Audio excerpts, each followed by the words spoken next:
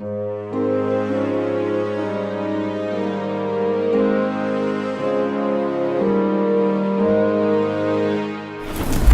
now being 5:30, I will call the August 6th Already? Board of Selectmen meeting to order. This meeting is being recorded for cablecast and YouTube presentation by Area 58 Community Access Media.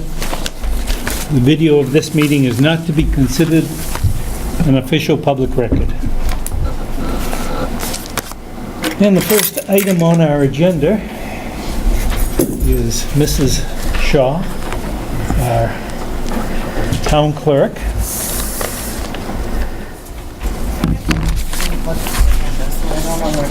So we have primary warrant signatures and then bylaw update. Yep, so Bridget has the warrant for the September, the primary. It doesn't have to be posted until the 28th, but I wasn't sure about everybody's schedule. So, Good idea, yeah. It's all ready to go, so I figured you could sign it Okay. tonight. It's right here. So do you need a motion or simply sign it? Just a signature for the warrant, and I'll have the constable post it in the 5 places. Just a note at the bottom, one of the places that we post is at the Village Cafe, and I understand that it might be getting sold with a new name. So I put the restaurant address in, just in case, just to make sure that it's accurate, Great. even if the name changes between this time and September 4th. So.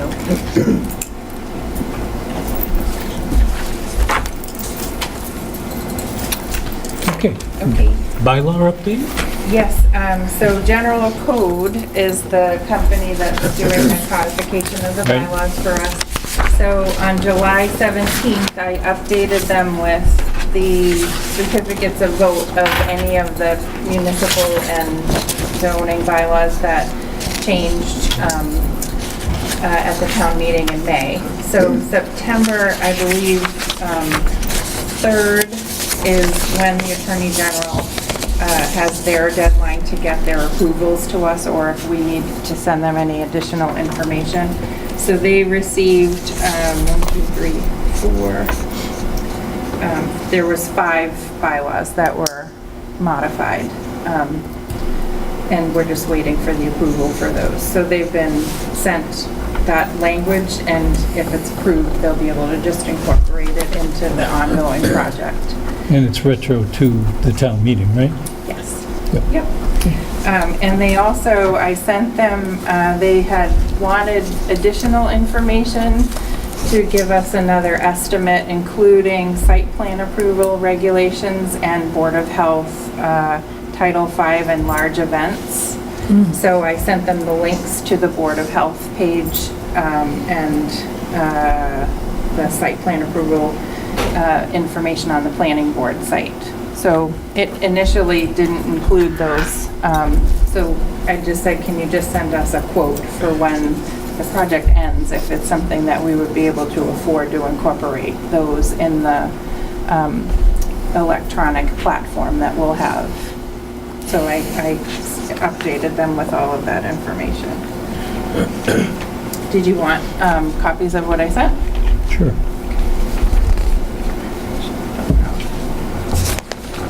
I only have 1 copy, but Okay. I want to keep that.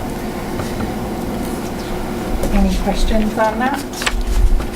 I don't think so. And this is the codification? Yeah, it's the codification project that is ongoing. Their next deadline is November of this year, so we wanted to try to keep them with as much updated information from the May town meeting, and then try to get them to give us an estimate on if we incorporate those other things. As an aside, the technology grant we got, has anybody contacted, nobody's contacted you from the state?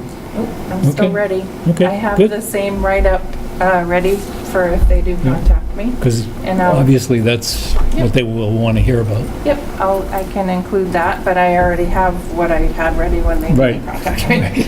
But it's ready to go, and I can incorporate that as well. Great. Question? Nope. So on June 25th, you did the approvals of 46 appointed people. I have some updates of things that changed since that time when they came in to get sworn in. And I'll just go over a few of the Thank you. things. And we had resolved a couple of boards as well. Or there's 48. So, the zoning enforcement officer at the time did not accept the appointment. Right. And that also was fence viewer, didn't accept the appointment. And Historic District Commission, one of the members, Carol Quinley, did not accept her appointment. Zoning Board of Appeals member, Harry Weichel, who was originally an alternate Right. through to 2019. The term would have been a 3-year term as a full member, and he decided to only accept to his original alternate terms through 2019. Okay. So I've made note of that.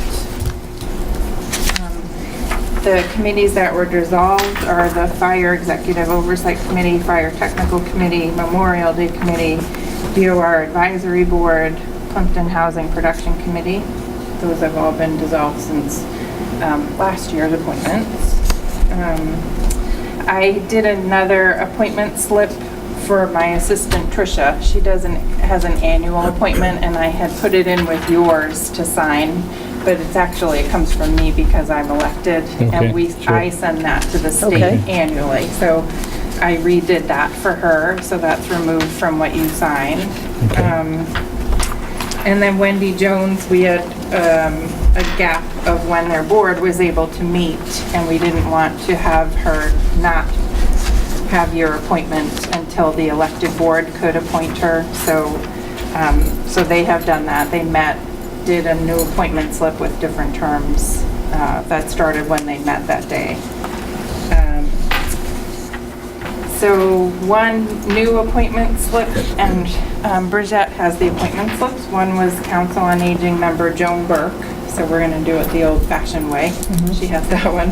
And then we just wanted to make sure, we had done appointments for John Schusted Right. when he became captain in June, and also Captain Davis, Cheryl Davis. I actually think I have paperwork for her when she became captain that was more than just 1 year. I haven't filed everything. So Bridget has a slip for John and for Cheryl, Okay. just in case. So I've included that in this documentation. And Bridget can keep what I just gave you as part of her minutes. Good. To show the update. Excuse me, Yep. do they need to vote on the Joe Bird one? Was that ever voted on? Should we do that? The Council on Aging did vote on it. What do you mean to say? Oh, as an appointment? Sure, you can. Yep. Okay. However you normally go So we through the should process. do all of these There's- appointments. She has all three of The them. hard copies, Yeah, that would be perfect. great. Okay. The Council on Aging did do their vote of recommendation for Okay. Joan. We haven't heard from her yet. So I still have it holding in case she doesn't accept it. So we Okay. need to do A vote. Captain Justed and Yeah. Captain Davis as well? Yeah, Okay. yeah. So I'll make a motion that we approve the appointments of Captain John Justed and Captain Cheryl Davis and Council on Aging member Joan Burke through, Are they all See- 3-year appointments? Yes. No, the captains are annual. Okay, okay, And Joan would be 3 years. okay. okay. So the captains through June 30th, June 30th. 2019. 2019 and Joan Burke through June 30th, 2021. Okay. I'll second the motion. All in favor? Aye. Right. The only other one that I will need an update on is appointment slips for the new highway surveyor for Scott Ripley. So I wasn't sure if he was still going to do, I know he's doing highway surveyor, but burial agent, keeper of dams, and emergency management member. It's all rolled into his highway superintendent role. So the title will simply be highway superintendent, and it will encompass all of those things. Okay. So I'm just gonna need to have all of that information forwarded to me at some point. His job, this is for these need to be signed. Well, it looks like we've got a wage and personnel appointment, emergency management assistant. This was a little bit different. Okay. This is different. Update. Yeah. Okay, This is gotcha. just- Yeah, we Okay. can do the others. All right. And then just one last thing. I don't know what I was doing, but in my travels, we had discussed in the past years about special municipal designation Right. for boards and committees. I actually found, if you look on the last couple of pages, I found the vote in 1962. So we actually approved this, thing, huh? September 13th, 1963, actually. This is in a list, and it's just about Look at the almost names. everybody. Great. All of our boards and committees. So I gave you a copy. I'll give you a copy of everybody that's on the list. So it doesn't go by person, it goes by position. Yeah. Okay. And on, did I give you that? On the special municipal employees, it's two sections of the Mass General Law that it pertains to specifically. That's a little less, it's a little more lenient. So it's Section 17, acting on behalf of others, and Section 20, restrictions on having an interest in contracts with your city or town. So I just printed them all for you, and I just thought I would give you the information because you might want to review what we have. These people have been sent to the state, so if we want to change it, I'd be happy to help with that if you let me know who you want to stay on the special municipal list. Well, we're doing it by title or by name? No, it goes by title. So- It's not by person. Is So- there any boards or committees that we haven't, that were not here at that time? Oh, yeah, probably. So we have to add those on? Yeah, add them on, and/or I don't know if you want all of these people to stay on this list too. No, the people, all the boards. Not the people, the board. Well, yeah. Yeah, Yeah. I don't So- see how we can exclude one and have everybody probably else. not. I mean, it's slightly advantageous to the individuals in terms of conflict of interest restrictions. Yeah, it has to do with no payment and, And since all these boards are volunteers, you know, I think it's our duty to ensure that they're It covered. just offers a little protection. Yeah, makes sense. so I just wanted to give it to you to start thinking about what we should do with it. Okay. If we're adding, and maybe on another agenda, we can figure out who should be on it in addition to the Okay. piece here. Okay. That's it for me. I think, Website? I don't remember what I was supposed to say about that. What about it? I don't know, it's on the agenda. It's great. I do have some more elections information up on the website right now for the state primary. If any of the residents want to know, there's absentee ballots are available right now. The last day to register to vote is August 15th. So if you look on our website, down the left-hand side, it says elections, and that's where all the information is. I just remembered what it was.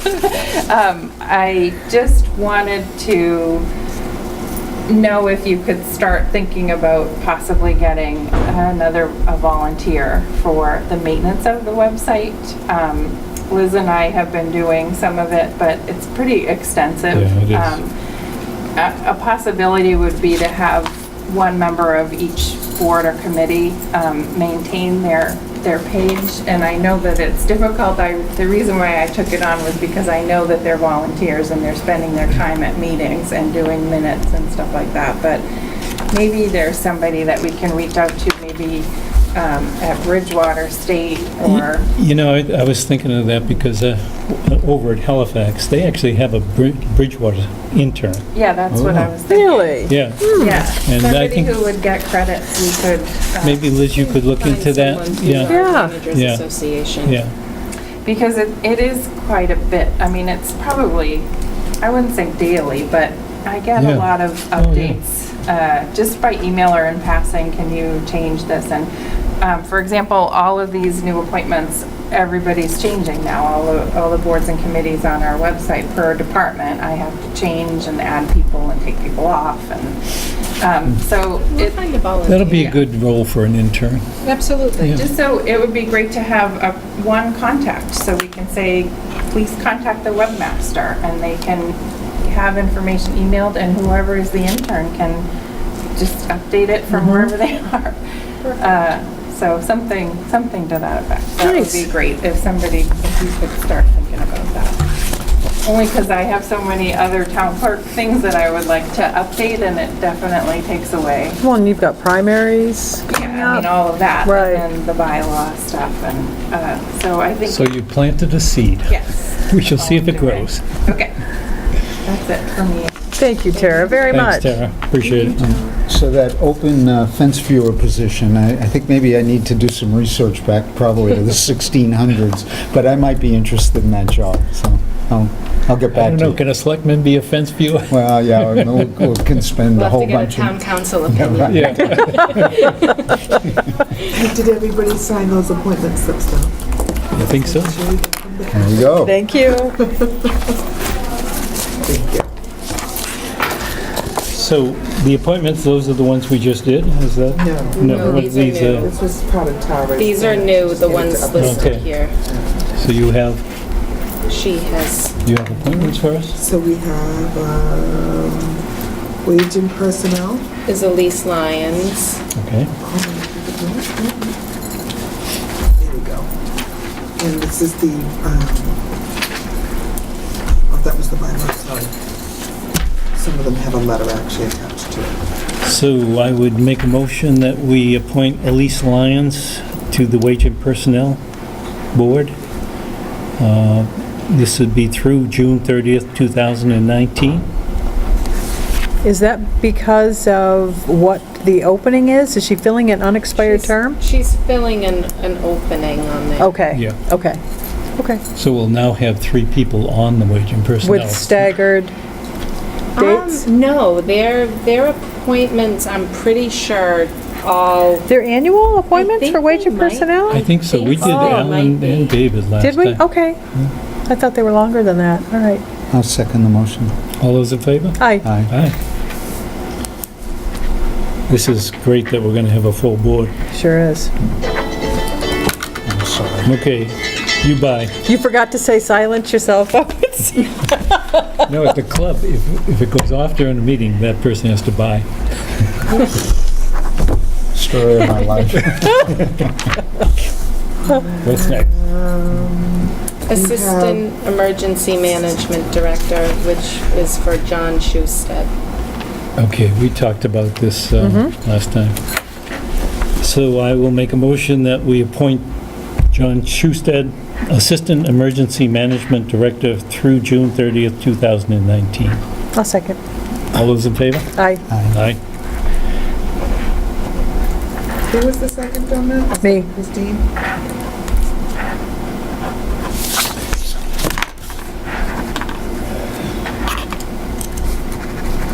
Do we have air in here now? Wow. It's nice. As of Isn't that today. nice? It's comfortable. Yeah. Would you move it down from the other room? Steve, yeah, there were 2 in another spot, Oh, so how Steve nice. moved one This for is us. going back Thank down you. that way.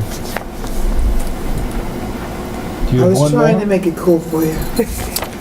Yes. And then we're gonna do fire, and there was one more added on today, John, and that was Jennifer Fulton. Wasn't part of your list of names there.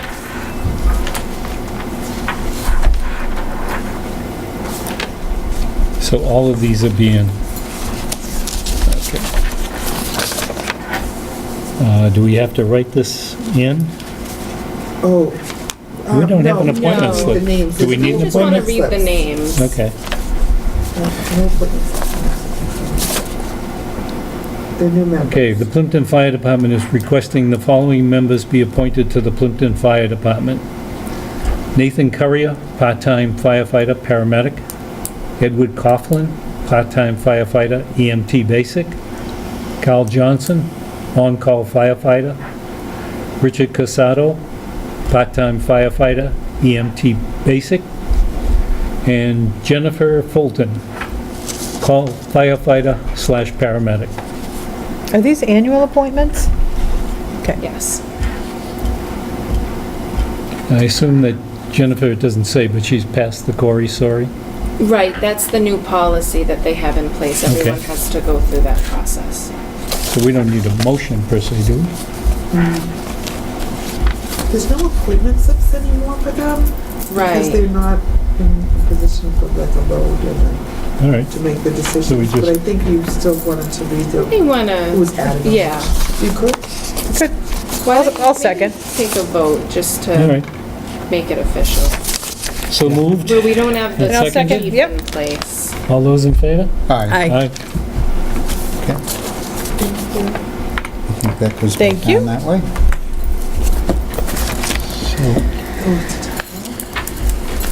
Boy, we're making quick work of this agenda. What time were the zoning? 6:15 and 6:30. Do you want to do either some updates and discussions or correspondence or something? Yeah, let's keep going. Maybe we should do Why don't- updates and discussions. So we'll move to the Atwood property update and establishment of a gift account. Okay. So 3 pieces there. First of all, Jonathan Eichman got back to us about the purchase and sale agreement. The sellers were in, But we can do it again. Yeah? So we do it Hello. Yeah, yeah. again? Go ahead. Hey, Would you like to read the names again? Yeah.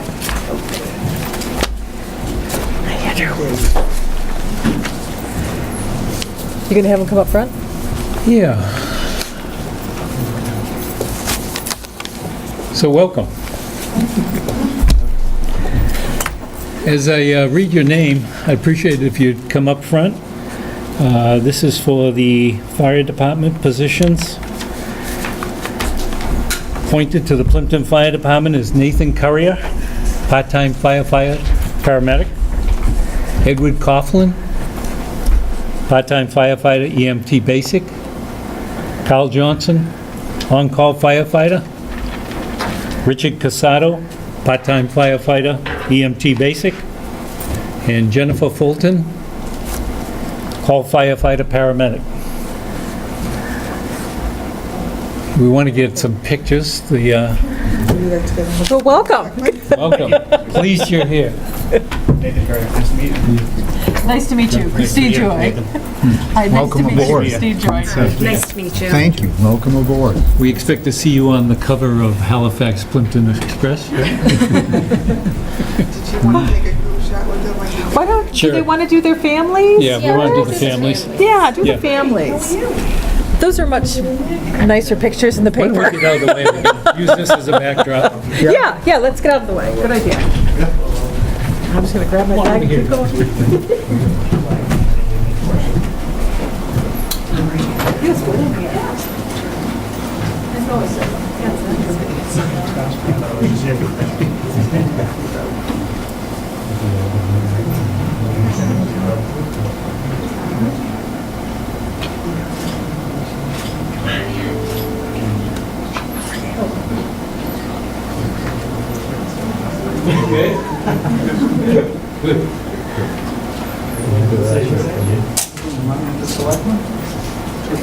Okay, sure. All right, want to do one with us too? Sure. All right, Tall guys in the middle. that's me. Just my right side.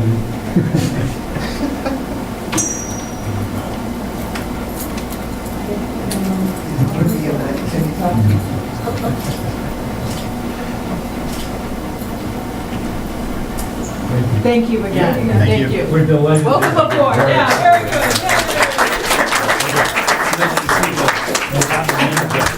That's great.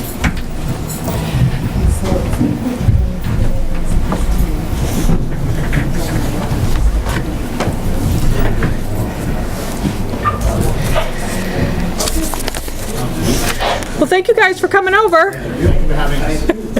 Captain's great, the way the fire department's being energized, it's really great. It's very exciting. It's a very exciting time for the Plimpton Fire Department. This is super. Appreciate the support, thank you very much. I'll make you proud. Who had duty on the hurdy-gurdy? Myself, Ian, Paul, and Leah, Okay, and Stu. so you shouldn't get paid, you had too much fun, right? I was on duty yesterday morning at 6. I was working on about 2.5 hours sleep. Oh, jeez. It was a lot of fun. Thank you, guys. Thank you. Bye. So, Back to Atwood? Yes. Okay, so three things.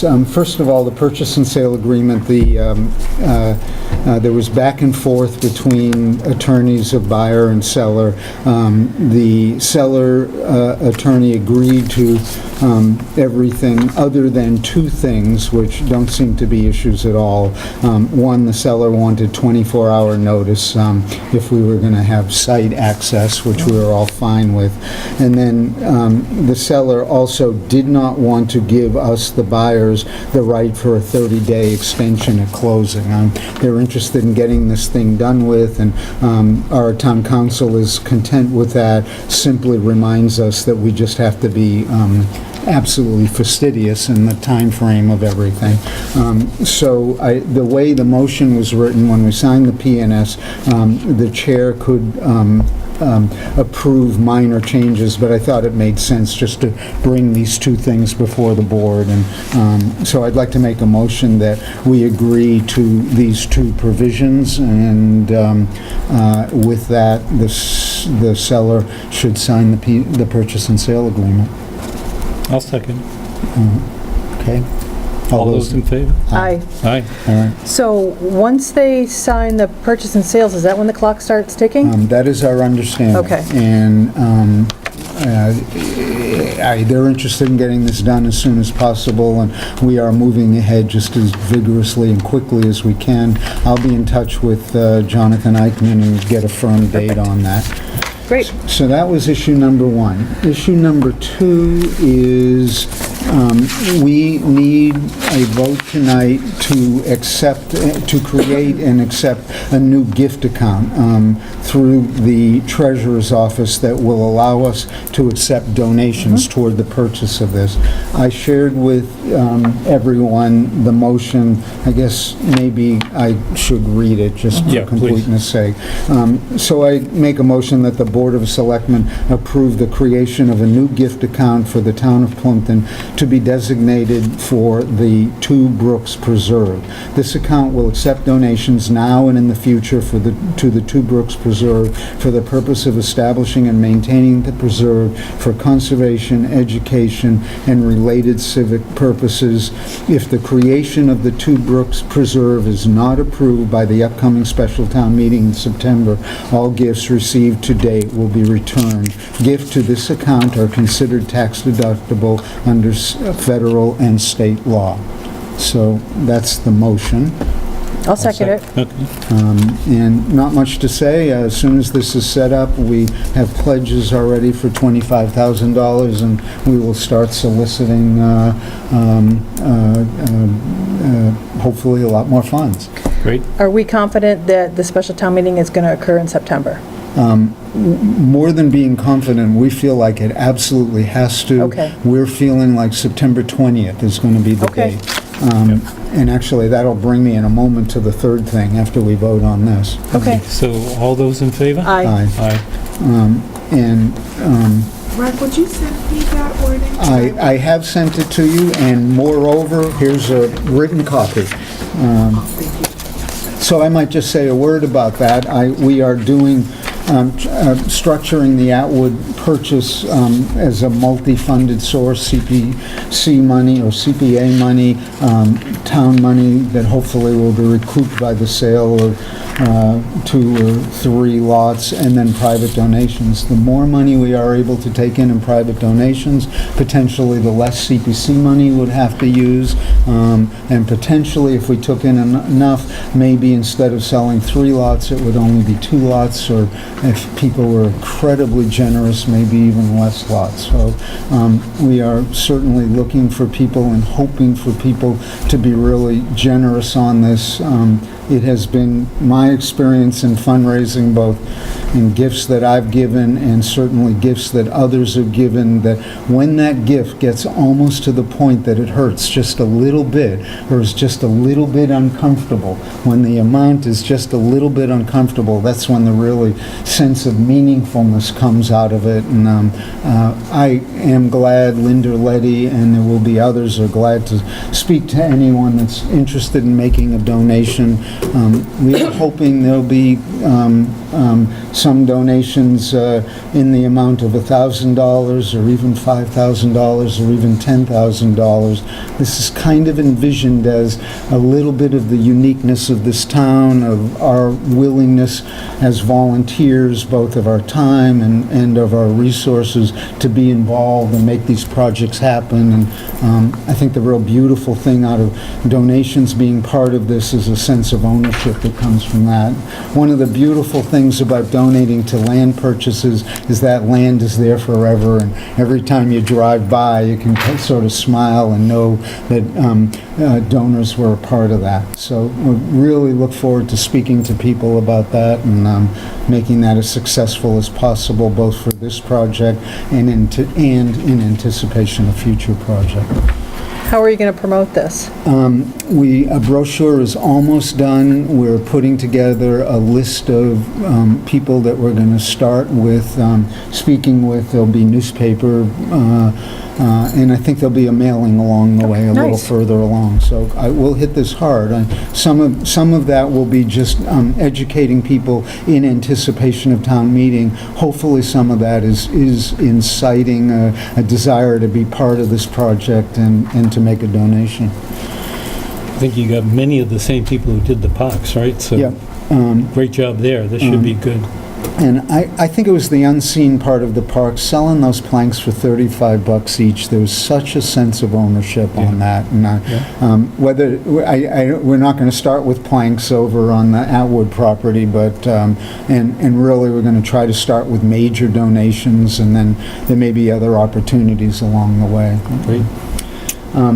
Which actually brings me to the third thing. We just had a meeting with the bond financial advisor, the finance people in town, both professional and volunteers, and we'll be moving forward on creating a short-term borrowing opportunity.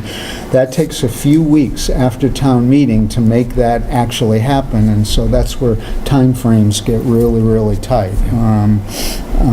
And in fact, the 90-day window goes really fast. We're being really, real careful to get this just right, and we would like no hurricanes or unexpected weather events this autumn, if anyone has any say in the matter.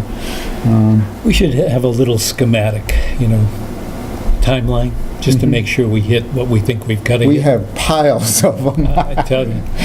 But I mean, just an overview, because Yeah. I know you got very tight schedule. Yep, we'll make that more formal and present it to the Great. selectmen along the way. Yeah. This is one false step and we can mess up the whole thing, and we don't want one false step. When do you anticipate firming up the date for town meeting and then us actually setting it? I think we've gone beyond penciling it. We've kind of inked it in. Okay. We talked to town clerk. I think, the next thing on just making sure that happens is beginning to craft the articles, and based on the conversations we had with the bond person today, we're going to get started on that this Okay. week. I think really some of that just also depends on the buyer signing the purchase and sale and knowing exactly that the 90-day ticker is started. But barring unforeseen anything, our expectation, it'll be September 20th. Okay, and we would vote on that this month, most likely? On having the town meeting? Right. I think we could probably vote on it by our next meeting, 2 Okay. weeks from now. In fact, we'll want to do that, on these, there's 2 weeks' notice for this and that, and we're trying to have 3 or 4 or 5 I weeks' notice. think that's a great So we idea. don't- Give so, more yeah, time. Okay, Absolutely. Perfect, So, yeah, I think the expectation would vote on that next meeting. great. Thank you, Mike. Ricketts Pond Business Park. I'm not sure who put this on. I asked for this. This was that email that we got that called this out, that it was also in Plimpton, but we hadn't heard about it before. Right. So it's, part of the parcel is in Plimpton. It kind of straddles the town line between Plimpton and Carver. Roughly 20 acres plus or minus in both places. It appears from what I've looked at on the plans, and they did send some revised plans with some new drainage information, it looks like all the building is slated to take place in Carver. And like there's not going to be any actual construction on the Plimpton portion of the property. It looks like a mixed-use business park type development. I have a call in to the Carver planner, and I sent an email to the Carver town manager just requesting that at some point in the next couple weeks we sit down. I wanted to get an update on this and also the plans for the other project off 58. Great. Just kind of see Thank where you. we're at. So waiting to hear on that and set up a date. And there's no access to our parcel, correct? It didn't look like it from the No, I plans. think It it's looked like it's Yeah, I think it is landlocked, okay. But They did, here's the letter that they sent. They being, Mackenzie Engineering Group. yeah, that was just came with the updated plans, Updated plan. which So we it's should here. keep probably all together with the original. but you're going to take it up with the Carver town manager? Yes, I think that would be good, That just so sounds that great, we're on the Liz. same page Yeah. and we know what's going on. Perfect. Amy has a question. I'm sorry, Amy? We had seen it at the Conservation Commission, and we looked at it, and it didn't appear that the work they were gonna do was in the wetlands, but we noticed that they would probably do some earth removal. So we had a lot of questions, is this coming to the boards? Is it coming through us at all? And I can't imagine it isn't. So we had sent one of the formal comments, as it said to do, to the Mass Department of Environmental, I forget what it was, but we sent an email comment basically saying, there's a reminder, Plimpton has earth removal bylaws, you'll need to abide by those. So the question is, does it need to go through all the usual steps? And I'm thinking it does, and we see all that, but I just want to make sure. So the earth removal was on Plimpton land, or is supposed to be? That's what it looked like. Okay. Rick sort of has an eye for that. Rick Burnett, the Yep. chair, sort of has an eye, and he says, I can't imagine they wouldn't be doing some earth removal. So we don't really know, but that's something, if they're going to be Sure. doing anything, I would think it would need to go through all of our boards. It Can you will if they were- clarify that? I'll clarify that, and if Yeah. they are doing it in town, it will need to follow the process for the new When bylaw. you say doing it in town, you mean any work in town or just part of the project being in town? If they're doing any earth removal on the Plimpton piece, they'll have to go through our So process. that I get, but wouldn't they have to, since it's gonna be on Plimpton land, wouldn't they have to go through zoning and planning? Not if they're not building, unless with Concom, and you might know better than I would, because it's been a while since I've been involved with that, but I think if the building isn't happening in Plimpton, but if what they're building will change the drainage or do anything like that to affect any neighboring wetlands, then I believe that they'll still have to file with our Concom. So they get to make the determination? That's a little Usually scary with, right there, yeah, so. so usually with big projects like this, the developers will file at least an RDA with the next door Concom just to kind of get everybody on the same page and sort of take the That would be- temperature of things. That would be a good question to ask, because I don't want them making the determination, oh, we're all set. Right, I think we should, but I also believe because they'll be creating, and I could be incorrect about the number, but I believe is it 5 acres or more of impervious? I think it triggers another state filing through MIPA. So I think we're just kind of at the early stages of hearing about this. So we can kind of monitor as it goes on. Okay. I want to announce a grant, maybe. And this is a Green Communities Competitive Grant Award. We actually have a press release, but let me just read the first sentence. The town of Plimpton is pleased to announce that we have received a competitive grant award in the amount of $243,090 from the Commonwealth's Department of Energy Resources Green Communities Division. And we have a certificate. Oh, very And nice. I think, I'll keep reading, but I think you should get a picture of our Yeah. town administrator No, with this. please. Oh, Yeah. come on, yeah. No, make it the entire board. No, no, no. No, you did, No, no. you You made did the this work. happen. And Mark will hold it up with me. The town is designated as a green community through the Department of Energy Resources Community Program, and as such is eligible to apply for competitive grant awards on an annual basis for energy efficiency and/or renewable energy projects that meet specific criteria. This year's competitive grant application was authored by Town Administrator Elizabeth Dennehy through the Board of Selectmen's office and submitted to DOER after she worked with Energy Source, a local company with corporate headquarters in Providence, Rhode Island that facilitates implementation of comprehensive energy-saving projects. Energy Source completed an in-depth audit of various town buildings and provided the town with a report consisting of various energy conservation measures in which the town could potentially implement to realize significant annual energy savings. The specific town projects that were awarded funding are as follows. $71,631 Dennett Elementary School LED lighting. $14,715 Dennett Elementary School demand control ventilation. $7,532 Dennett Elementary School plug load controls. $2,960 Town Hall Police hot water pump motors and VFDs. $1,608 Town Hall Police plug load controls. $18,797 Town Hall Police LED lighting. $34,320 Town Hall Police Energy Management System. $1,472 Library Wireless Thermostats. $8,420 Library Hot Water Pump Motors and VFDs.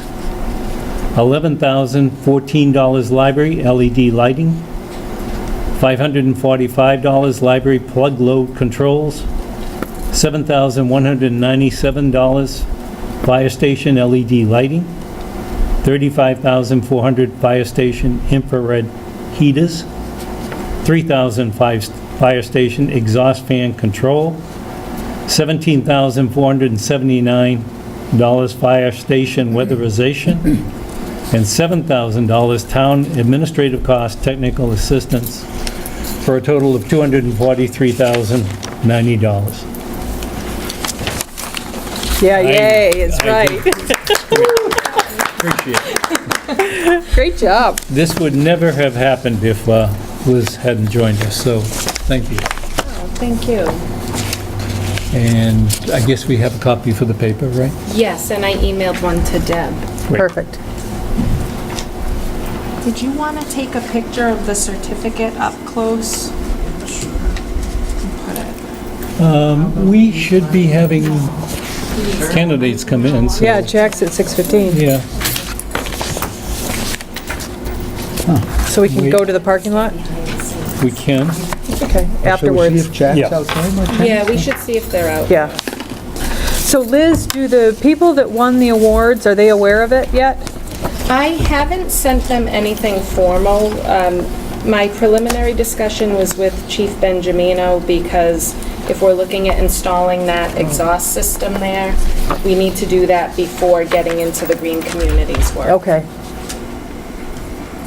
But I was Terrific. planning to send them the press release to Peter Benito and Oh, and so awesome. on and so forth, so Awesome, that they awesome. can coordinate. And the Town Hall Police, that's not the new building, that's this building, right? Correct. Okay. Once that building is established, then we'll be able to apply for funds there if they identify measures. Terrific. Apparently he's not here yet, so why don't we just do a town parking lot?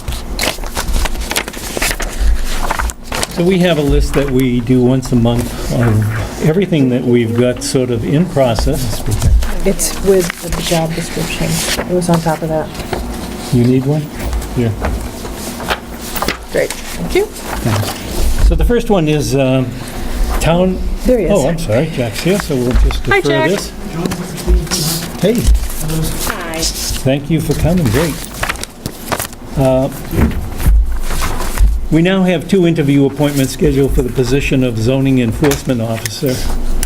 Before we get started, I'd like to make note of the following guidelines. Even though these interviews are being conducted as part of the board's public meeting, this is not a public hearing, and as such, we are not taking any comments or testimony from the public. Public is invited to observe and listen, however. After the second interview is concluded, we will take a 10-minute recess while the board goes into executive session. Please note that we will be returning to open session to address any remaining agenda items before we adjourn for the evening. So with the legalese out of, welcome. Thank you. Thanks for having me. I guess maybe, Jack, you could open by telling us why you're interested in this position. I know you've got a great background. Well, I'm interested in it for mainly because I've been involved in this sort of thing both in my day job and volunteering for the town for a long time. And I think I have a pretty good handle on the zoning aspect of it. And I think I'm very pleased to see the bylaw has explained a little bit better how the enforcement end works. And I just look at it as a way of contributing to the town, and in particular, contributing to at least one board, the zoning board, who, the volunteer boards in our town need support. They need someone who can make things, take care of all the paperwork and the hard part, so that the questions that need to be answered can be the focus of what the board does. Now, you're working full-time now, right? Yes, I am. Okay, are you planning on continuing, or are you retiring shortly, or? Well, I wish, but that's not the case. I'm planning on continuing to work full-time. Okay. I do occasionally have to go to meetings tonight, too. But I don't see that really being a problem, because when I did the planning board, when I was the chairman, I was putting in 5-10 hours a week when we were busy all the time. So I don't see this as being a lot of effort. Fairly familiar with the bylaw, definitely familiar with zoning issues from both sides of the table, because I represent people in front of boards all over the place, and I'm very lucky that I have, first of all, I've kept a lot of the guidances that we got during my time on the zoning board. Holtfield and Page did a wonderful job of giving us background on the laws, and further than that, I also have acquaintances with a lot of zoning attorneys who I call up all the time with questions about how zoning is applied, what's the latest case law, and that sort of thing. So I see me as being able to help. I guess I see a lot, when I was on the zoning board as an alternate and as a member, I saw a lot of problems that were almost created by the process. And I'd rather be finding solutions than creating problems. I think I can bring that to this position. Most zoning bylaws are sort of a one-size-fits-all document. When people come in with particular cases, you've got to be a little flexible about how it applies to make things work. I didn't see that sometimes in the past. From my perspective, we put together a bylaw review committee now, and I think the feedback we've got from town is that, unless you have enforcement to go with your bylaws, it just doesn't mean much. And that's what they've been working on. We passed some articles at the last town meeting that sort of strengthened that area, but it's something we need to be spending more time on, because you can drive down almost any street and there's questions about, is that allowed? If it isn't allowed, should we be allowing it? Should we be addressing it? And you won't suffer for things to look at. I think maybe you could talk about how do you approach, let's say there is what you consider a zoning violation. How would you approach the people, be it a business or a person or whatever? Well, I guess if I could answer a question with a question. Sure. I'm curious what the selectmen's approach would be, because what I see is two general approaches to zoning enforcement. One is wait for a complaint and address just the complaint, and then move on. And then two is, I call it the new sheriff in town mentality. That someone goes out and starts looking for problems and addressing them. I'm curious how you think, which way you think this should go. I can give my opinion. I think you probably have three opinions here. They may not match up. My initial reaction is that people ought to be approached and told, hey, look, this is a violation, and that we need to work with you to fix this. I kind of like the soft approach, because if they're going to push back, then we can always go the extra steps and start taking the hard approach. But because we got so many violations, one, we have to start letting people know. You've been in this town quite a while now. People just did things. There wasn't a lot of thought given to, hey, how are we going to stop this? I think in some cases, because people have been able to do this, they've been doing things through inattention. It's not that maybe they won't said, I'm not going to follow this zoning bylaw. I think in many cases they didn't even know we had a zoning bylaw. Most violations that I deal with them seem to be unintentional. They didn't realize they were doing anything Right. wrong. Or there's let's see, it's easier to ask forgiveness and permission, and they're waiting for someone to come along and catch it. My headset is we need to start with the businesses and talk to them and get them aware that we just can't proceed this way. I think each one's going to be an individual case as to how we solve it. But we have to start making it known that we've got this bylaw review committee. We're not trying to defeat your business. In fact, we want to work with you. But we've got to make sure that you stay within the parameters of what we've written. I'm doing all the talking. I didn't expect to be interviewed tonight. My jury tables here. I'm just looking for your approach so I can get a feel for what you're looking for. I think my approach in general is looking for some kind of balance, some balance between enforcement and flexibility. And I think my sense in general is the philosophy or the sense of what the law is about. Honestly, my concern right now is I think we have complex issues. I think as soon as we get to the place that something is coming before the Zoning Board of Appeals or going to court, it becomes very, very expensive. And really, my real concern right now is what the zoning enforcement officer can do as the first one in this series of people, what the zoning enforcement officer can do to limit the amount of complication we get into. And I wonder how you think about that, how you feel about that, what the zoning enforcement officer can do to resolve issues before we get to the point of this cascading procedure of litigation. But it sounds like we've gone past my question as far as waiting for complaints. You do sound like you were looking for someone to go out and look for violations and have to address them. That's fair to say, right? Well, we have a list of what we consider violations now. Oh, really? So How long is it? Well, we cover a page. Oh, just a page? That's... Well, I think you're right in that if you're saying that enforcement can be expensive, that's very true. And usually there's a way to, it depends on the nature of the violation, but usually it can be fairly easily remedied if the parties involved are willing to do so. And sometimes it might need a trip to the zoning board if, say, it's a gross dimensional violation. And let's say, for example, a homeowner put an addition on a home, based on just hiring a builder. And later on, say during a refinancing, they find that the addition is within the setback. That's a dimensional violation that would probably need to be resolved through a variance process from the zoning.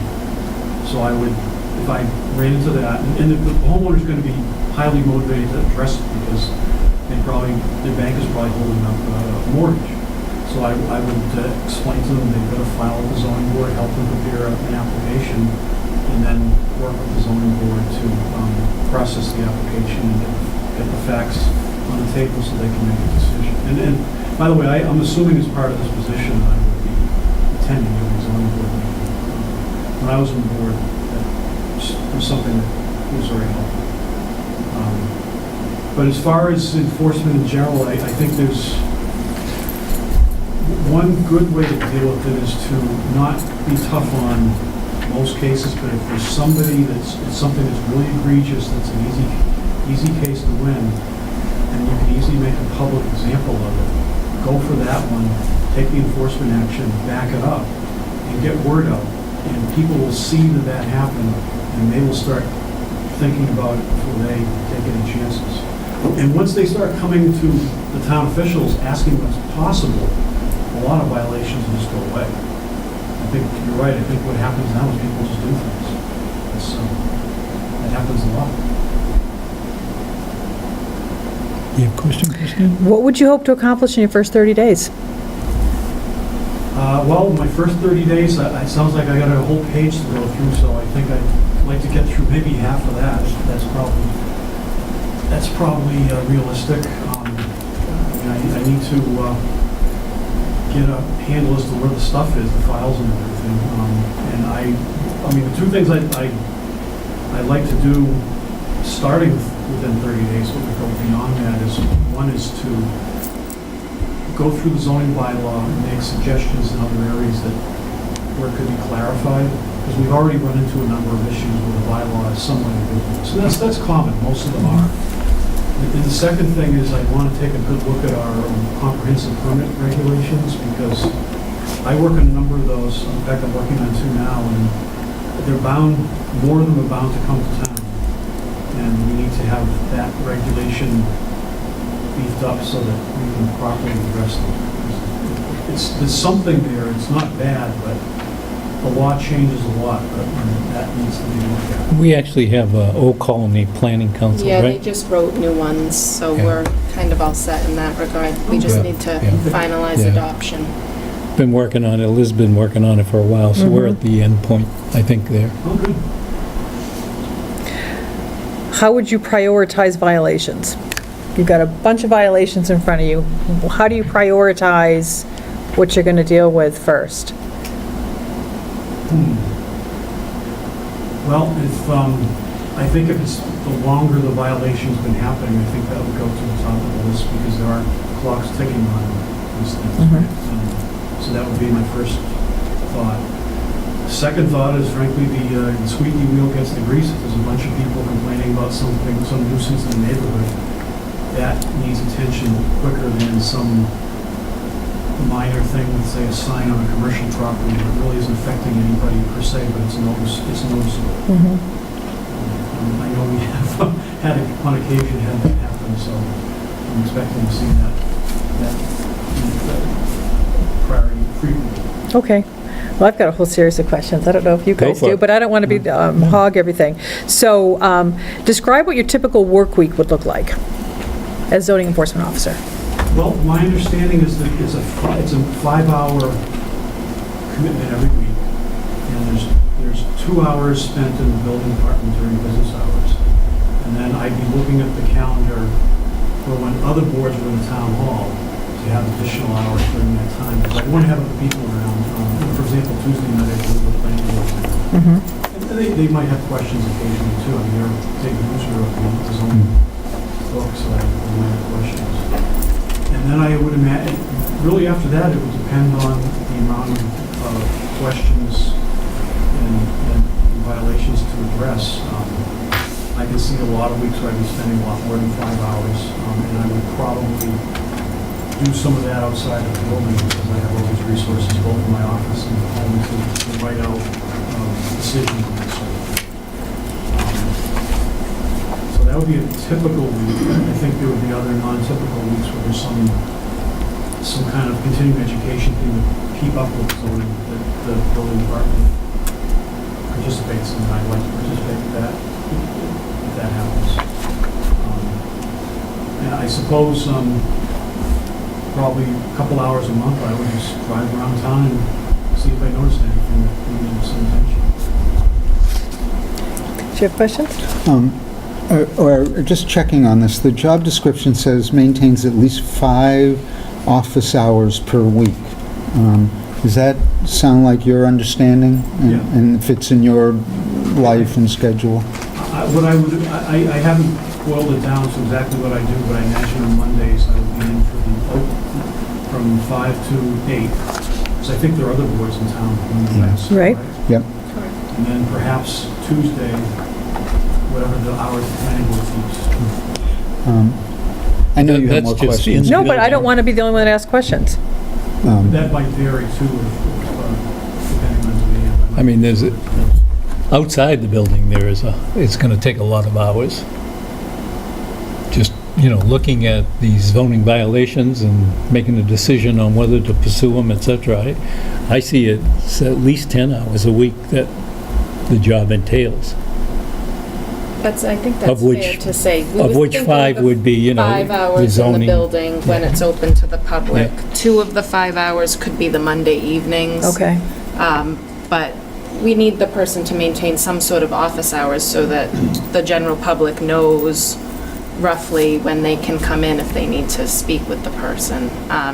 And then we were thinking, in addition to the 5 office hours, then there would be site visits, maybe attendance at various meetings, that sort of thing. Okay, so 5 in the building and then 5 And outside. then outside as needed. Okay. They'll obviously, the person will have to go out and do site visits, possibly attend zoning board meetings, may have to go to a planning board meeting from time to time. I think all the signage special permits actually go through the planning board. Oh, I don't see Debbie anymore. I believe that that's the case, so occasionally maybe go into a planning board meeting, but that would be in addition to the 5 office hours. Okay. All right. I was glad to hear that, 5 office hours, because I think that pound of prevention is worth an ounce of cure.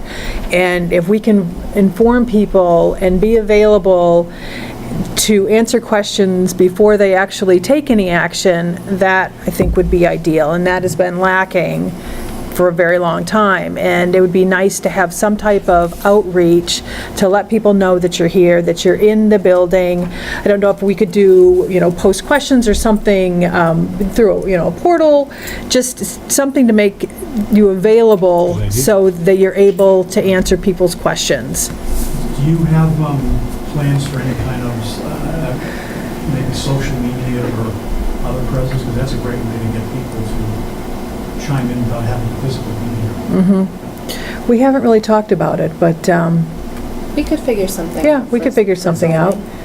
I think the police department does, so it sounds like from what I hear, the results are mixed, because once you open yourself up to the social media model.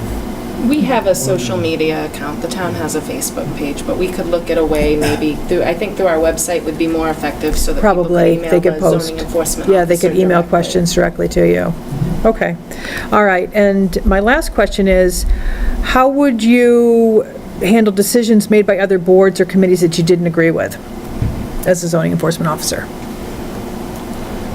Well, depends, some other boards are really not my business. I mean, really, it's the zoning board. The planning board can do whatever they want, that's really, except for the signs, but if a board makes a decision, they're the representative of the residents, that decision is final until somebody appeals it. Okay, And I'm perfectly capable of being wrong, too. okay. I'm good at it. So just one more. So it's sort of general, but as you well know, local politics sometimes can be pretty bruising, and I think especially with zoning issues, often you're in the middle with the arrows going every direction. How do you deal with all that? I just pretend I'm a duck and just let it roll off my back. I don't, I I can get worked up about some things, but this sort of thing I do all week long in my day job, and I think I've seen it all, maybe not, but I wouldn't let anybody get under my skin. But I'd also make sure I was polite, and I would never make it personal. I mean, do you see part of this job as, whenever possible, de-escalating the Yes. tension rather than... Oh, yeah.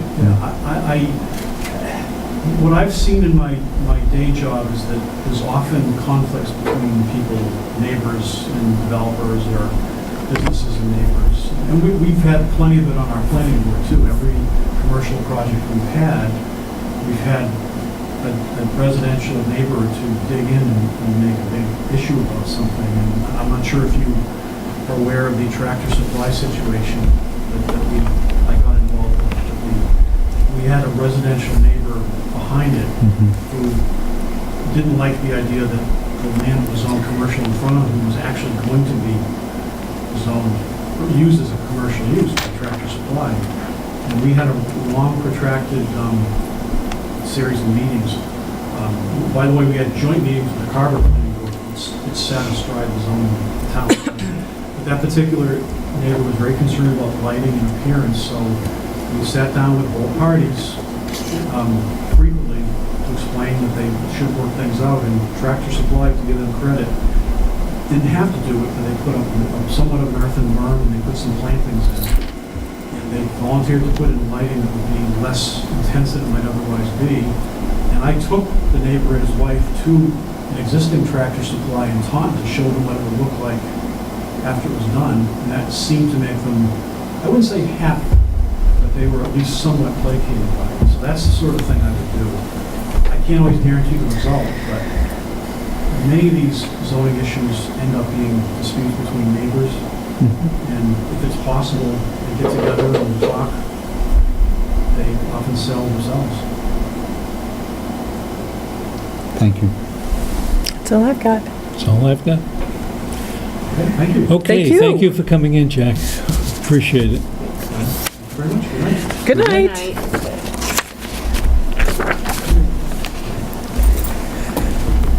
Mr. Frazier.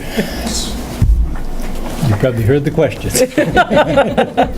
We have to think up differently. Oh, I've got plenty. Yeah, I noticed you had a good list. I guess maybe you could, we've seen your resume, very impressive. So why are you interested in the small town of Plimpton in terms of a zoning position? Well, as you see from my resume, I retired from NFPA, almost 18 years with NFPA in January. However, my wife and I have been doing foster care for almost 30 years. And those several hundred children that we've had through the home, and it's mostly her, it's not me. We have 3 biological daughters, all of whom are grown, a couple of them are married, and a 24-year-old son that is adopted, and we have a 5-year-old daughter that we just adopted. And if you have children, you know that I've got to have some money to put them through schools. Retirement isn't a straightforward thing. I've got a tremendous amount of experience and knowledge, and I would like to use that. And Plimpton seems as though it is right for what I have to offer. I don't want a full-time job. So this would be something that would be, I think, right up my alley. And I can help the town set up what it needs to do going forward. Now, you live in Franklin, right? Yes. How long is that for a commute to you? 44 minutes. Okay. Which is typical. I lived in Franklin when I was a commissioner in Lowell, which was about an hour. And I've never lived in a community that I worked in. And that's sort of almost 40 years. Intentionally, because as you mentioned about community politics, it's true everywhere. Sure.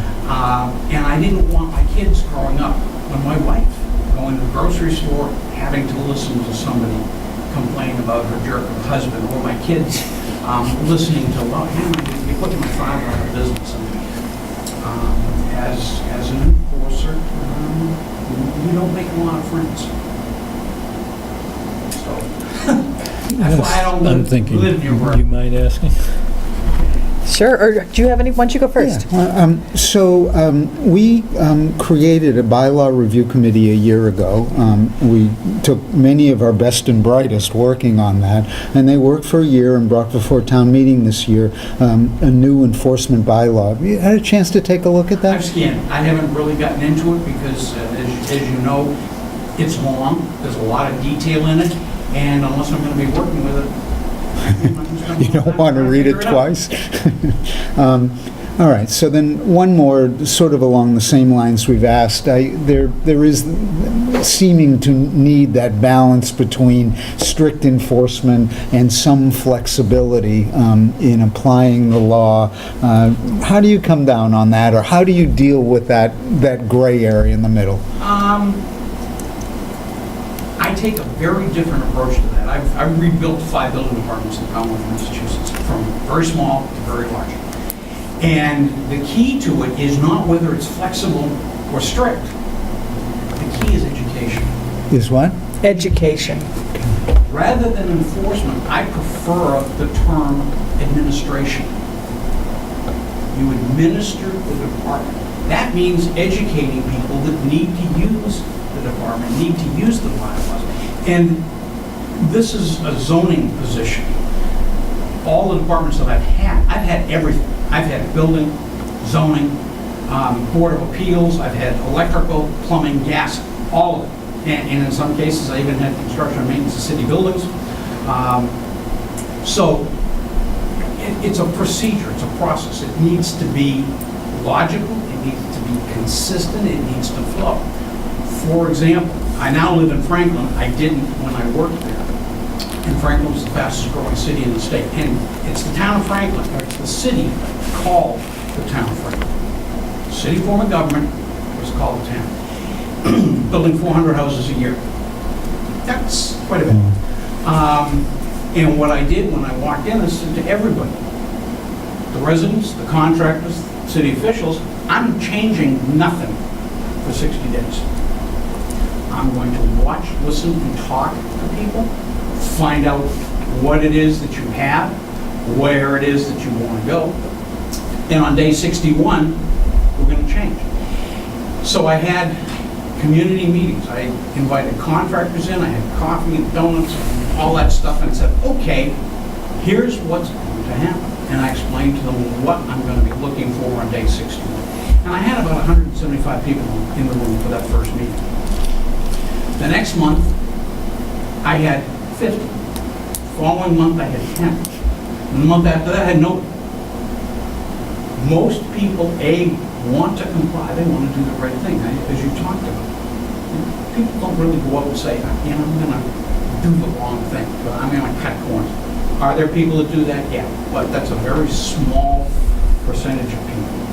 Most people want to do the right thing. For contractors, they just want it to be consistent. As long as it's a level playing field, they're not being hurt in their businesses. So when you talk to them, if they understand what it is you're looking for, they can comply. I wanted to get to a point where when you educate people and they understand what the issues are, they're not going to do it again. So that level of non-compliance, we're going to end and keep going. We did it with, I've always had an issue, and I suspect that your building inspector has the same issue of people not calling in for inspections on small jobs, or whatever. So these permits are open forever. We set up software that everything was run through, and homeowners had 60 days. Commercial properties had 30 days, because the commercial properties have to have an architect or engineer's report on what's going on in the field. Their architect or engineer are paid to actually make those inspections. It's something the town doesn't have to do. So at the end of that time period, press a button on the computer, it would spit out a bunch of postcards. Your permit for such and such issue on such and such a date, we haven't had a call for inspection. Please call the office, get an inspection. That was for the homeowners, and they did, and they called through, oh gee, you know, sorry, we didn't realize. Fine, you go out and inspect it. So going from a huge pile of uninspected permits, they went down to almost nothing. Then the commercial properties were a little different situation. Those are supposed to come in 30 days, so when that postcard went out on day 31, it didn't go to the contractor. It didn't go to the architect. It went to the building owner. And boy, those phone calls come in. The architect, what are you doing? What are you doing? You're getting paid to write a report. You didn't file a report. Well, why didn't you call me? Because the permit is to your building owner. He's paying you. You're a subcontractor. Boy, those went down instantly. So a lot of the process is administration. It's how you handle the process. You don't necessarily have to take people to court. I have, and I can. I don't want to. As you said, it's expensive. It's time consuming. You first have to send out a certified letter. You cannot go to court for at least 30 days. And if you send the letters the right way on a zoning violation, and by the way, the primary tool for enforcing zoning is documentation. So if I go to a homeowner and say, look, this is what the violation is, I will take a picture of it. I will take a picture of any zoning violation. Digital picture, that goes in the letter that goes to the property. Hey, this fence is too high, or there's cars in the front yard, or whatever it might be. They don't really have a lot to argue about. And if they're going to continue to argue when you go to court, the first thing is a show cause hearing with the magistrate. The magistrate looks at that picture and says, Mr. Property owner, what don't you understand about this? Well, I don't like it. I don't care if you don't like it. The car's in the front yard. You have to remove them. You've got 30 days. If you don't remove them, you're going to go see the judge. 99% of those violations get cleared because it's very clear. That's education. You're showing the person what's going on. Now, we can do the same thing with zoning. And a lot of this can be done if you've got a website.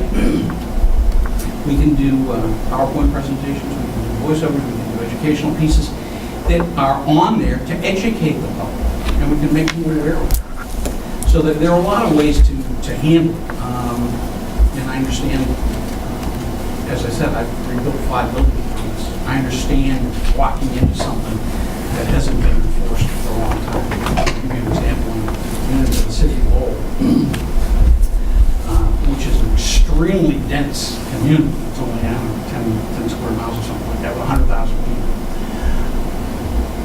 I walked in and I was blown away by the number of permits that A, hadn't been inspected, and B, buildings that were occupied that hadn't been authorized. There was one industrial building that had a foundation permit issued on it. Not only had the foundation not been inspected, the building was up and operating. How does that happen? And this is a big department. This had 8, 10, 12 people. So it's all about process and consistency. Everything has to be consistent. And once that happens, it works. So one more for me. So we like to think we're a little bit unique. Small town of modest means. I suppose every town does, but we are really small. Much of town government is volunteers. There's probably a bit of a libertarian streak in town, or at least part of town. And then I think there are a bunch of other isms around as well. How do you deal with all that? I'm not sure how to answer the question, because I'm not sure what that presents that I would need to do. Okay. I don't need to duck the question. I understand there are different philosophies there. Yeah. Bylaws are adopted by the town. They're written by the town. I'm not writing. All I'm doing is trying to get people to follow. No, that's actually a pretty clear answer, so thank you. That is true. Uh-oh, she's got her list. I know, I do have my list. How would you handle enforcing bylaws that you not personally agree with? If you, Whether I agree or disagree with them is totally irrelevant. I'm an enforcer. The authority to write the bylaw rests with the planning board, the town meeting. Well, hey, once it's written, I enforce it. It's analogous to a police officer letting people go down the street 50 miles an hour and the speed limit's 30. You're paid by the public, by tax dollars, to enforce the bylaws administratively. So if I am asked by the planning board or anybody writing bylaws what I think, I would give them my best advice based on language and enforceability. Whether or not you want to do it, that's up to the town. That's a beautification issue, what the town wants to look like, the lifestyle that the town wants to have. If they want input on technical stuff, that I'm happy to give and say, that wording isn't really good, you should flip this around and use that. But as to the intent of the bylaw, not my job.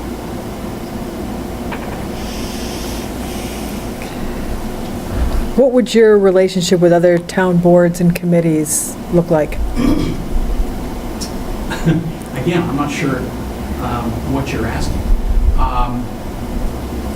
Obviously, as part of a team on the town, if a department needs my advice or needs my input, be responsive very, very quickly. They have a job to do. I've been in situations where I've had disagreements with other town departments. However, those would be discussed with the department head. And then whatever they're doing. And I can express my concern with that, but it's not my job to enforce it. Just make them aware that I think it's All right. That's really all I've got. One of the concerns I have is we are a small town, less than 3,000 people. We have, I think the last time I counted, 134 boards with maybe 60 volunteers. And I can probably find in those places where some of the volunteers are the ones that we should be saying to, wait a minute. And I think that's one of the difficulties is continuing to keep the small town positive attributes, but at the same time saying, we can't continue this way. We want to professionalize. We want to make sure everybody works at the same standard. And to a great extent, we need the zoning enforcement officer to be the one that carries the message. That's the role in my mind. And I guess it means that there's going to be times, one, in meetings, but also just getting around town and knowing people, talking to people, making sure that, you know, they're aware of what we're trying to do. I don't know that we're on cable, for instance, maybe 25 people watch it. If that. We have the local paper, which does a great job of getting it out. I think that's one way, but I'm concerned that we have some things that are going on that we want to solve. And some of them might take legal action. And that gets very expensive for a small town like us. And I guess we're looking for the touch that comes in and says, okay, we can work with you if you do these things. But if you don't do these things, then we'll have to go the legal way. That is what I mean when I talk about education. There's formal education where you're holding group meetings to explain things, and then there's individual education where I'm sitting down one-on-one with an individual or a company and explaining, this is what the bylaw is, this is where you need to go. How do we get there? And let them be part of it. They need to buy into that and to understand that it's for the good of the community. This is, being a good citizen means following those laws. I understand when you talk about a small town. From my perspective, it doesn't make any difference. I was building commissioner in the city of Newton. 90,000 people. There were 14 villages in Newton. They all have councils. They all have aldermen from those districts. It doesn't matter. You have those kinds of issues everywhere, whether it's a 3,000 person community, 30,000 person community, or 100,000 person community. They're just different chunks as a whole. It becomes an umbrella that reaches a larger amount. So my position, my feeling is that the skills that work in any community work in any community. They can be big, small, doesn't matter. One other thing is that we have very little support resources. We have one lady who covers zoning, the building agent, the planning, the conservation, and the zoning board of appeals. And so a lot of it ends up, you have to do it yourself because she's just stretched so thin. Plus the hours that we work are not 40 hours. Right. So that's something you'd have to weigh to make sure that feels comfortable because I think a lot of that, you want to talk about process, I really mean process. A lot of the workload, the busy work, can be automated, and it's extremely effective. Okay. Okay. I'm good, yeah. Thank you for coming in. Thank We you very appreciate much. it. It was Yeah. great to meet you. Yes. Have a great night. You too. So we're going to take a recess for 10 minutes while we go chat. Do you want us to leave the room? Oh, Is it easier if we leave the room Yeah, I for the think- camera? Why don't we go down? Yeah, why don't we We just can go go down to down to Liz's Liz's. office? We'll go down, Yeah, let's So go to do Liz's I office. have to make a motion to go Yes. into executive? Thank you. So it's executive session, what, for the purpose of number 2? Purpose of number 2, to conduct strategy sessions in preparation for negotiations with non-union personnel or to conduct collective bargaining sessions or contract negotiations with non-union personnel. I'll second. All those in favor? Aye. And then roll call vote? Roll call vote. Mr. Russo? Aye. Mrs. Joy? Yes. Mr. Trainer, yes. Great. Thank you. Thank you. Soon. We are back in open session, out of an executive meeting. I think we had 2 great candidates for the zoning officer's role. Both were well qualified, both had terrific backgrounds.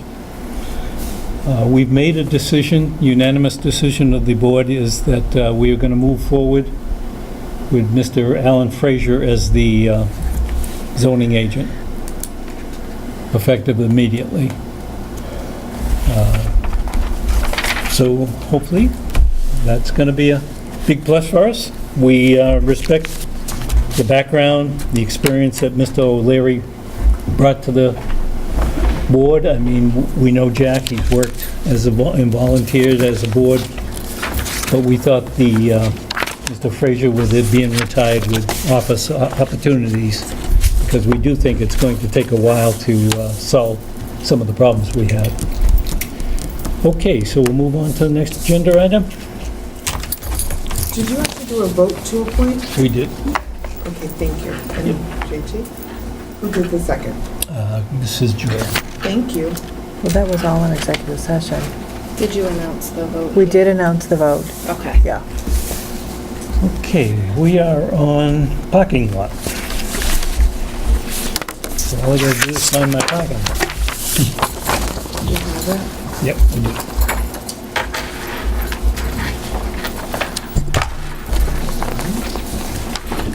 So the parking lot is a list of issues that we have going forward. Not all of these are immediate, but they are things that we need to be paying attention to as we go through the next quarter or two. So I'm just going to start down the list and we'll talk about them as we come. Town-owned land disposition process. Develop review policy for town-owned land. We see this being under the Board of Selectmen, Town Administrator, and the Treasurer and Tax Collector. Just as an aside, we did have a first meeting of the financial team. The financial team is chaired by our Town Administrator, Elizabeth Dennehy. The other participants are the Town Accountant, Barbara Gomez, the Town Treasurer and Tax Collector, Colleen Moore, and the Assistant Assessor, Wendy Jones. And some of these things will fall under the financial team working together. It was a good meeting, and I think that's one that Colleen has taken and will start working. And Liz, as chairperson of the financial team, will be feeding back information to us. I've told Liz, once in a while, invite a selectman, just because we get lonely. Yeah. But I think the team can really do a great job. So, next one, zoning complaints. Carrie Otto and Hubble. We just have a new zoning agent, and that's going to be tops on the list to start to address right off the bat. John Mathias, chapter land issue. This is something we have to vote, I believe. Do you want to do it now? while Yeah, I we're think we on should. it?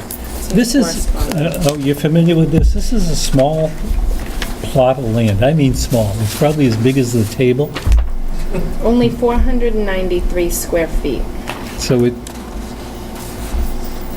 it somehow ended up in Chapter 61A when it shouldn't have. And so we need to vote it out of 61A, because as I understand it, that will make it abuts the rest of his land, which is not 61A, and then he can sell it as a package if he wants to do that. Well, where's Any the land? question? Where's the land? I'm not sure. It abuts his property. Is it on Winnetoxet Road? It's the one on Winnetoxet, and what they did was they took a corner of the land from up here and moved it down here. Okay, So it equals out and it's still the same amount of acreage. okay. And But it this, should have never been in 61A to begin. okay, so we're voting to take it out of 61A, and then we're saying we have no interest in purchasing it? Yes, it says in his Right. letter, it's requesting that you vote not to exercise your right of first refusal. This is a little tricky. I mean, I'm totally in favor of taking care of this, but we now have a policy on how we deal with rights of first refusal, and there's a whole process. Well, and are we saying our vote of first refusal for just this little 493 square feet, or are we saying it for the entire parcel? No, just for the I believe 490. it's just for the 400, but what's odd is the letter that, I just saw this for the first time today in correspondence. That letter doesn't say anything about taking it out of chapter, I don't believe. When I scanned it, it looked like it was just that you won't exercise your right of first refusal. I'm ready to request you do not exercise your right of first refusal of 61A on the change of use of the 493 square feet portion of 21-114A being conveyed to parcel 2114 as reflected on the plan. Could you send me a written response acknowledging there is no interest in the right of first refusal? Okay, now there is some backup on this. This went to Wendy Jones. It was also carbon copied to us, the selectmen. The Board of Assessors permission for town council. Then Wendy Jones also sent it to Bridget and carbon copied us, asking that can we ratify this, that it needs 1 hour for council for the... They then talked to 1 hour of council, And my understanding is that the Board of Assessors and Wendy are recommending that we do this.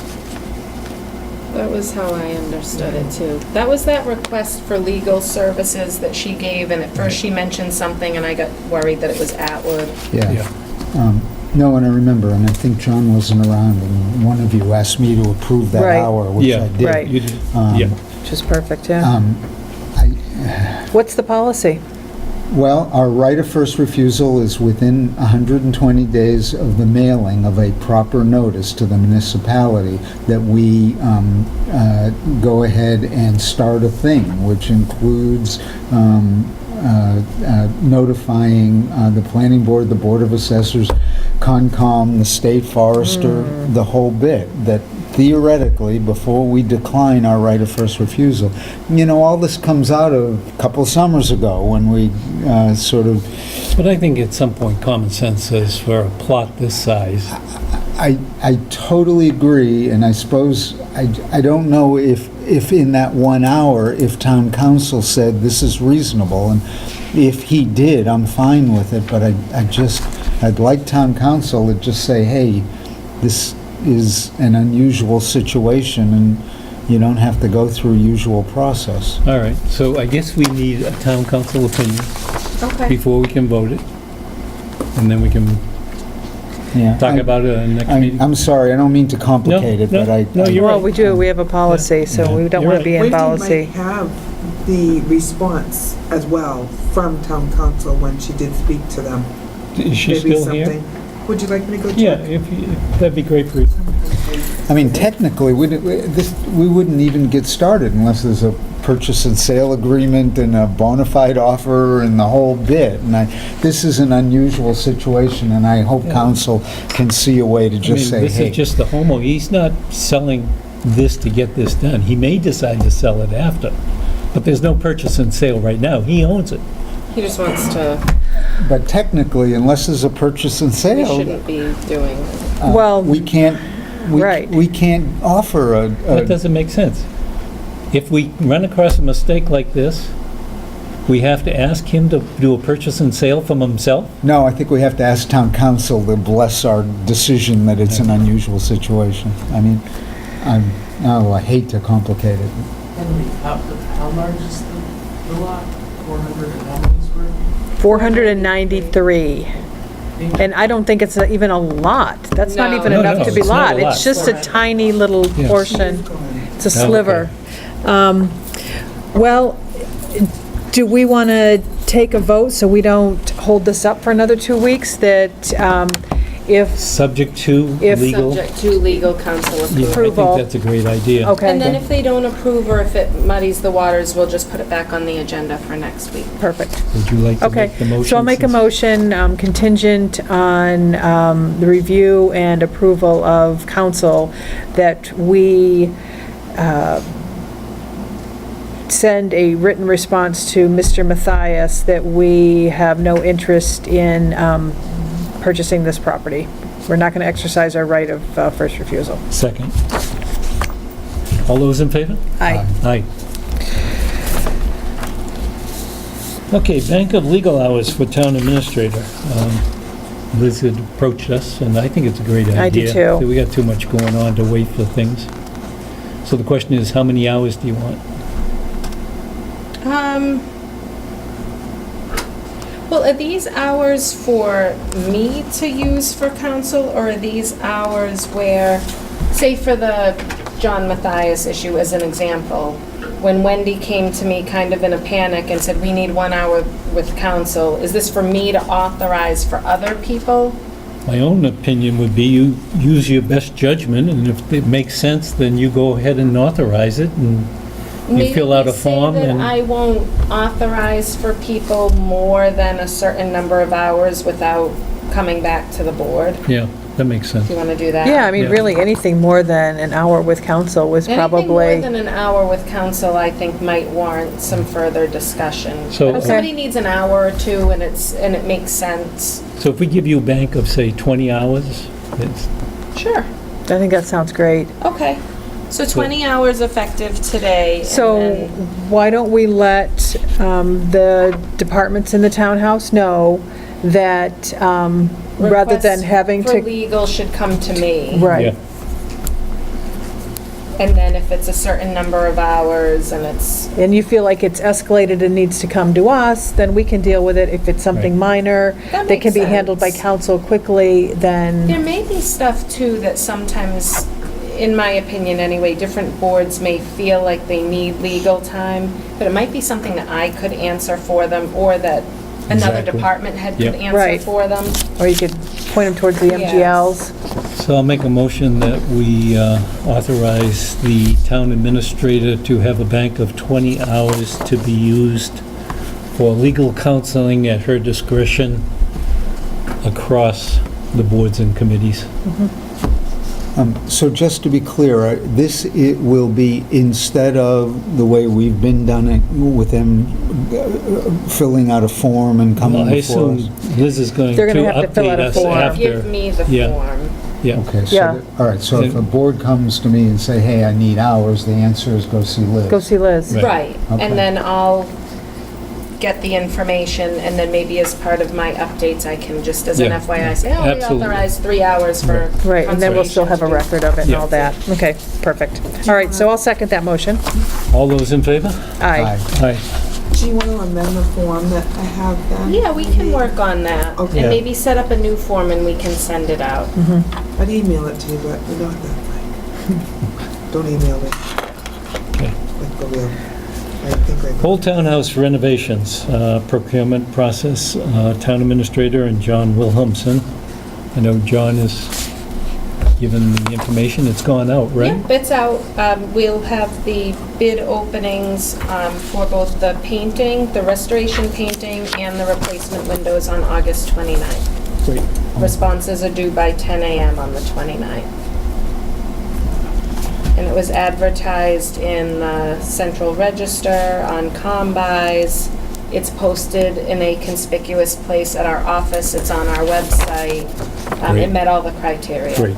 And I'm sorry, what was the date again on that one? August 29th. August 29th. The bylaw codification we talked about today with Tara. Master plan for town campus. Where, So we need to set a date for Old Colony Planning Council to host a workshop that's kind of interactive so that people can come in and say what types of amenities they might want to see at our town campus. is there any Whether it be sort of a housing straw or- proposal, or do they just come in and their wish list? So typically so I can't speak for Old Colony Planning Council, but when another town I worked for, we had MAPC, was our regional planning, and they did something similar for the downtown in that community. It was really neat. It was kind of interactive. They had all these different display boards up, and people could kind of position things as they saw fit, and it gives people a chance to weigh in. Like maybe people would like to see, I don't know, for example, affordable housing or elderly housing or affordable elderly housing or no housing. Or a playground. Right, or a playground, or maybe they want more in the way of pedestrian paths to kind of take you around the town Yeah. campus, or maybe get you, I don't know, down over near the So church. they or will from- have some display or something? They should, Okay. yes. Okay. That's the intent. I don't think that people respond as well to stuff like that if they're being talked to at a presentation. Exactly. Usually the planning agencies are pretty good about almost putting together little workstations where people can kind of bounce around the room and then go. So it'd probably be for, usually you let it go for maybe 2 hours or so. But when do you think they could actually do this?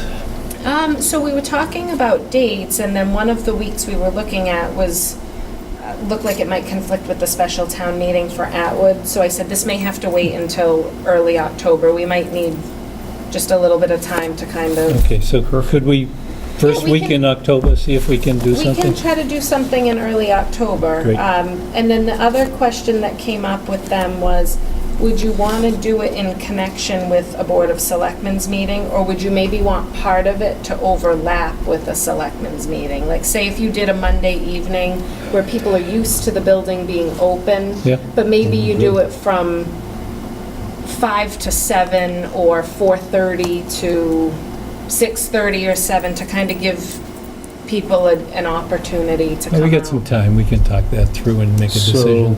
Columbus Day is the 8th. I'm not here, I don't think, the 1st. I think I'm out of the So how about office the on the 15th? 1st. Just to, October 15th? I'm sorry. Want to You aim know, for that? That one, I want that one on my dance card. I don't want to miss that one. Yeah, that'll be fun. It will be fun. Yep. That's the dream meeting. Yeah, those are fun. Okay, yeah, does That work? Okay. Yes. October 15th. Completion of town pavement plan, road inventory and assessment. Liz, you're working with Scott Ripley? Yes, and I'm going to make sure that there's some overlap with Jim. Jim's been helping out, Okay. so. And maybe after you've done that, you can give us a straw date. Okay. Okay. well, I think it was originally intended that, I think we were gonna tell them when when we were ready, but then I got an email that they said, oh, we've got some time, we're gonna come in and just do this. So I don't know if they've contacted you yet? I haven't been contacted directly. It's I've seen Charlie. some things from you. Charles Kilner? Yes, So I see all the stuff from him, but I haven't got anything specific to that. I wonder if Okay. it went to Jim. maybe. I'll have him. I'll follow up Yeah, with do you Jim wanna too and follow up and Scott. find out what's going on? Okay. Yes. And then, any word on that strap grant? You heard from Jim? I have not heard back from Jim. Okay. When I saw him this morning, it was before I read through the email, so Okay. he was here this morning. Though. Okay. He's been around almost every day. Good, okay, So I'll follow up. perfect. It's a grant through that, that grant that we just Mass received. Works. Yeah, the Mass Works, and it's for a town under 7,000 population. We could apply for a grant up to $1 million once every 3 Sort of remember years. that now. And we just aren't sure if we have applied for that already. Jim told me something about the STRAP grant, but I Okay. don't remember if he was saying that we couldn't apply for a little bit. I don't know if he utilized those funds for some He other may have, and we project. just didn't know But about he is it. well aware of it, so I'll Perfect. connect with him and just Awesome. see. Adoption of comprehensive permit regs. ZBA, have they gotten back to you yet? They have not got back to me yet. I sent it to them and requested that they put it on an upcoming agenda. I did see Dave Alberti when I was helping him with updating the website, and he was aware of it and said, okay, I'll bring it to the board's Yeah. attention. They got a lot going on right now. Right. It's- I'm assuming maybe their next meeting, they'll Okay. put it on. Okay. Technology master plan, have we heard anything back from Michael Rodriguez? Not for the master plan itself. He is coming here tomorrow. Bree's having a computer issue that he needs to fix. Okay, He's also helping us with fixing our distribution list now that Tara's done all the updates for the new board members. okay. And then he needs to spend some time down at Highway to get Scott up and running. And we They still, had a Highway email, but they weren't using it, so I had Okay. him kind of reinvigorate that, and he needs to get him all set up. the next one is new server upgrade. I mean, we still don't have email for all the town We're waiting, chairpersons and... we're waiting to, we'll follow up with him on that tomorrow. He had indicated that we would all be getting new email addresses. And that hasn't happened yet, but we kind of need to know in advance. Like, I don't want it to happen on a day where we have Right. bids coming in or something. Exactly. I was nervous it would interfere with the fire chief search and that human Sure. resources email would be down or Yeah, something. we need to know that Yeah, so that needs we to got be a some lead time. well-thought-out Right, process. yeah, he shouldn't just implement, but right now, we don't even know where he is. The last time I checked, he said that he was working on the new server establishing, I guess he has to manually set up every single email Okay, account. okay. So I think he was working on that. Okay. Carver Urban Renewal Project. This is, Carver has said that they would be willing to put in a gate on Montello Street and possibly paving it, I think. Well, that was my suggestion. Oh, okay. that maybe we'd get them to pave it too. I like it. And then Liz reached out to the superintendent to see if there would be an issue with us installing a gate with the buses, and she was reaching out to the bus company to see if there was a problem. Yeah, they didn't seem put off at all by the gate. They were more questioning what would the paving schedule look like. Okay, But that's nothing that, okay, unlike anywhere else in town, obviously we Yeah. figure it out, so. perfect. You can have a conversation with Mike, the town manager over there. Yeah. Have a- Yeah, it'd be nice if they took care of that. Be real nice. Fire chief search, I understand we have 12 applicants, and maybe more now. We have 17 now, 17, wow. And what's the timeline on that? through August 17th. And then, And then it goes to Plymouth County Chiefs, and Chief Benjamino will be heading the process.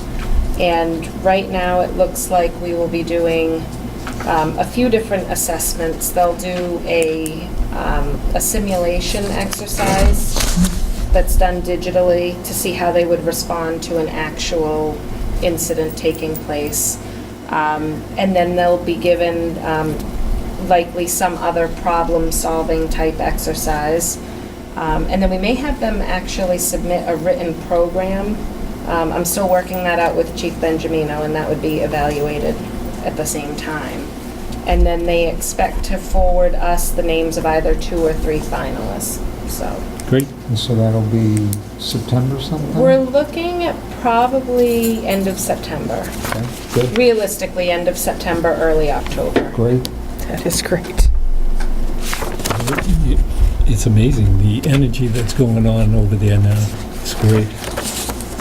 Evaluate department liaisons. Was this yours, Christine? I don't know if this was mine or not, but we did used to have our assigned departments, and I Right. don't know if you want to go through that and mix it up, or just review it. I didn't bring the list. I don't but, have the list either. So why don't let's we- review it in another meeting. Yeah, next Okay, meeting we all can just right. do a quick review.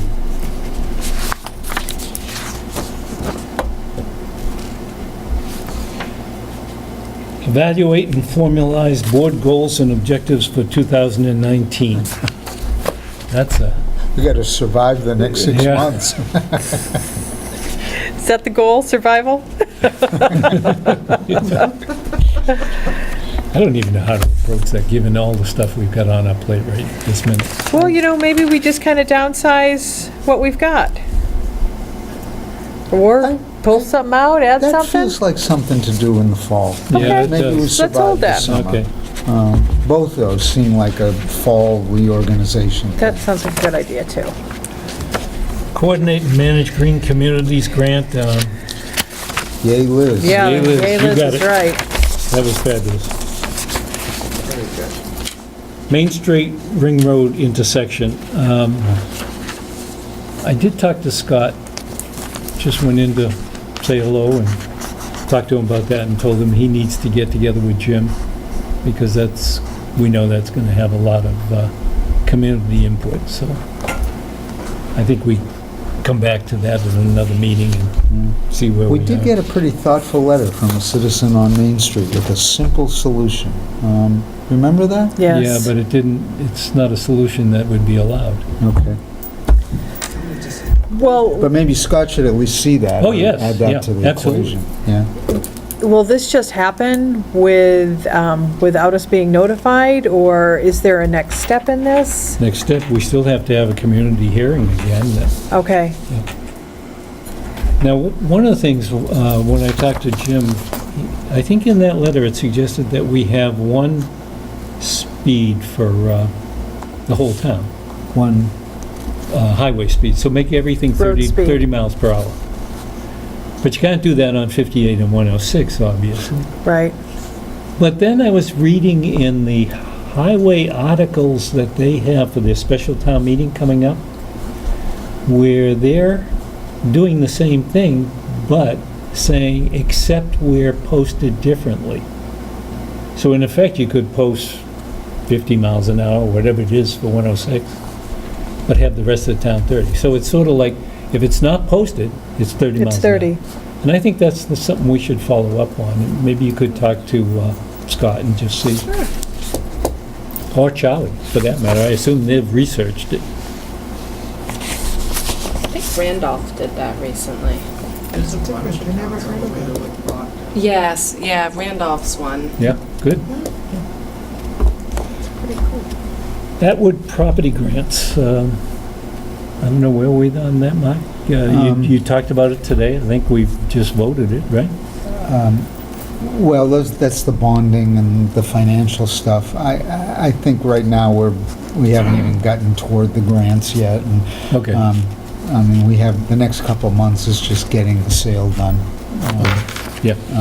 But Agreed. we're well aware we're a small town, and it's kind of another unique project, and there will be grant money sooner or later Yeah. to improve that. Yeah, it's interesting now that we have people out there looking for it. It's out there. Yeah, it's Yeah. great. Legal bills on Excel. This is mine. We get the bills now that come in, and it's broken down by project. But I asked Greg Corbo back a ways that I'd like to see it on an Excel spreadsheet, just so we can manipulate the numbers.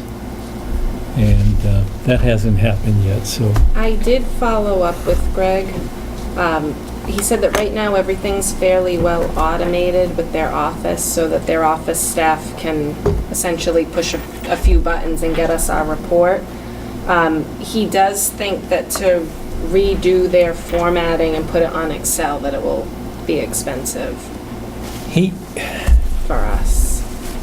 Like I'm it'll not take sure why it should them, be. it'll actually take them time because they'll have to develop a separate Excel file that's like above and beyond what they do for their normal billing. So I said I would mention it at tonight's meeting, and if that's something that, he thought that it might take like another hour or two. If they could run something that said, here's the expense for, how do we get it, quarterly or monthly? Monthly. Monthly. And then show the year-to-date, so that, because right now you just get a piece of it, and you don't know what, you have to go back and look to find out what was spent before. Maybe a compromise would be asking if they could put a year-to-date tally on it. Just or put another something like column. that, because they Yeah. already break it down by project now.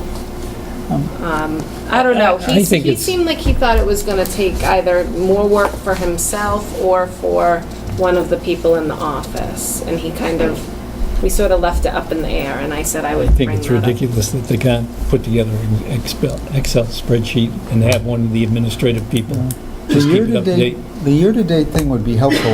The thing we did for a little while, that'd be good to do, is, maybe this is for Bree, to get the bill to us each month. I did send you the last, I have a huge problem with my computer, like it's pretty bad, that he had to remotely come in last week. Every hour I have to shut down and turn back on again. Yeah, she So had we need- emails. She thought she was sending Highlight. emails today, and then had like 8 of them that This were is a just brand new sitting. computer, too. This is crazy. But I got She got a things in virus. my- She got a strange virus memo, though. Oh, okay. My So window Michael has to popped up. solve It that. told me that it was accessing things. I got 2 emails last week, and I didn't open them, but they got through. They didn't go to my John. junk, and it didn't go to spyware. It actually got through. If we had a Bridgewater intern, you could do this in a heartbeat. Maybe with It the would take like 2 website, hours a that's month. a good segue to kind of do that. All right. I know you can, John, ask him for, because I did it before when we wanted to know how much we spent on, say, Cisco, and they gave me the figure.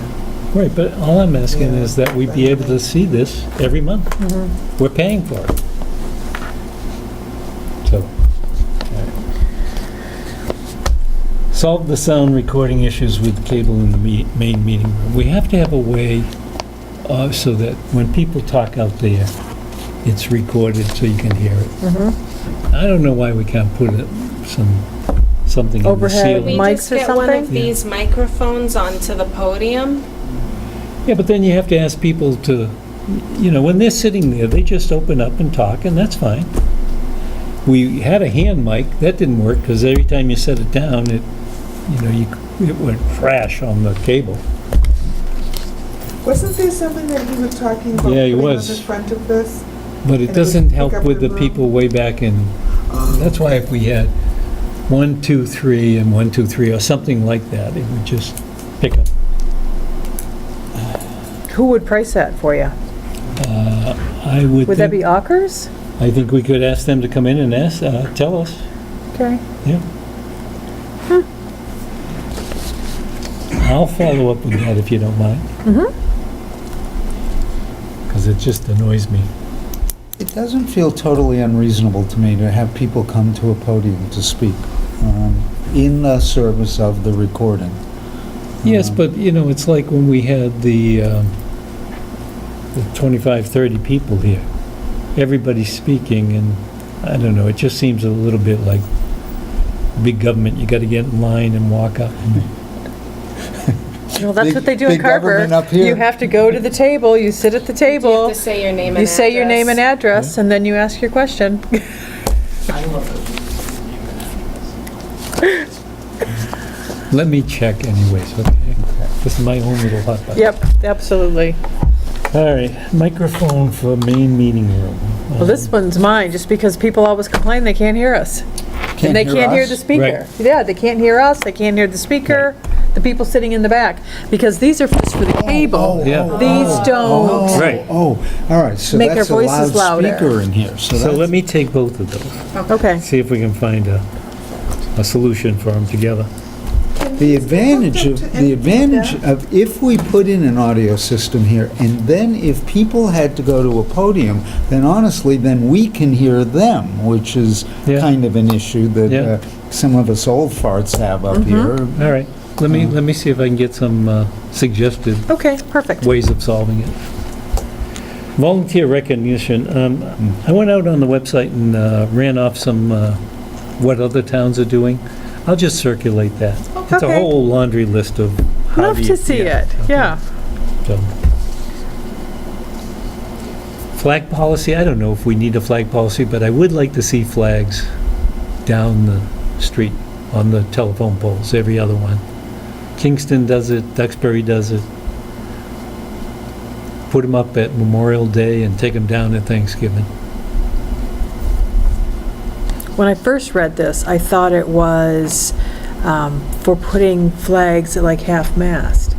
No, I thought that's what this was.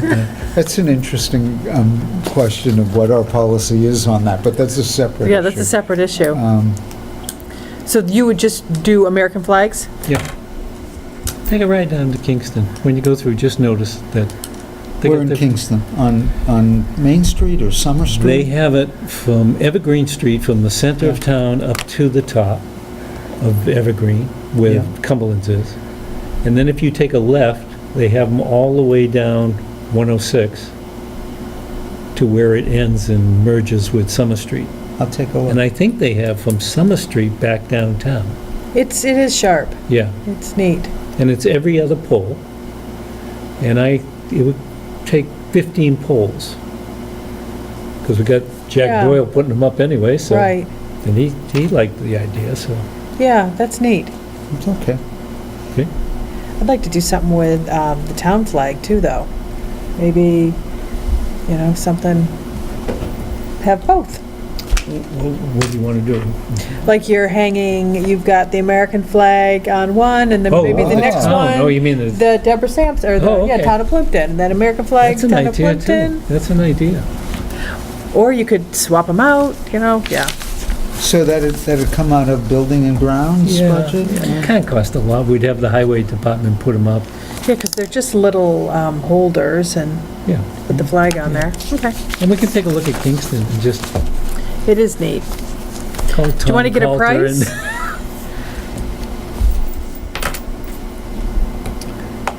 Halifax does something too. They have flags, but I'm not sure, I don't remember if they're American. No, they're not the American flag. They're Yeah. I think it's That's right, more of yeah, a yeah. decorative type Yeah. thing, yeah. art things going on, art shows or something like that. Yeah. Mm-hmm. All right, I'll find out. Okay.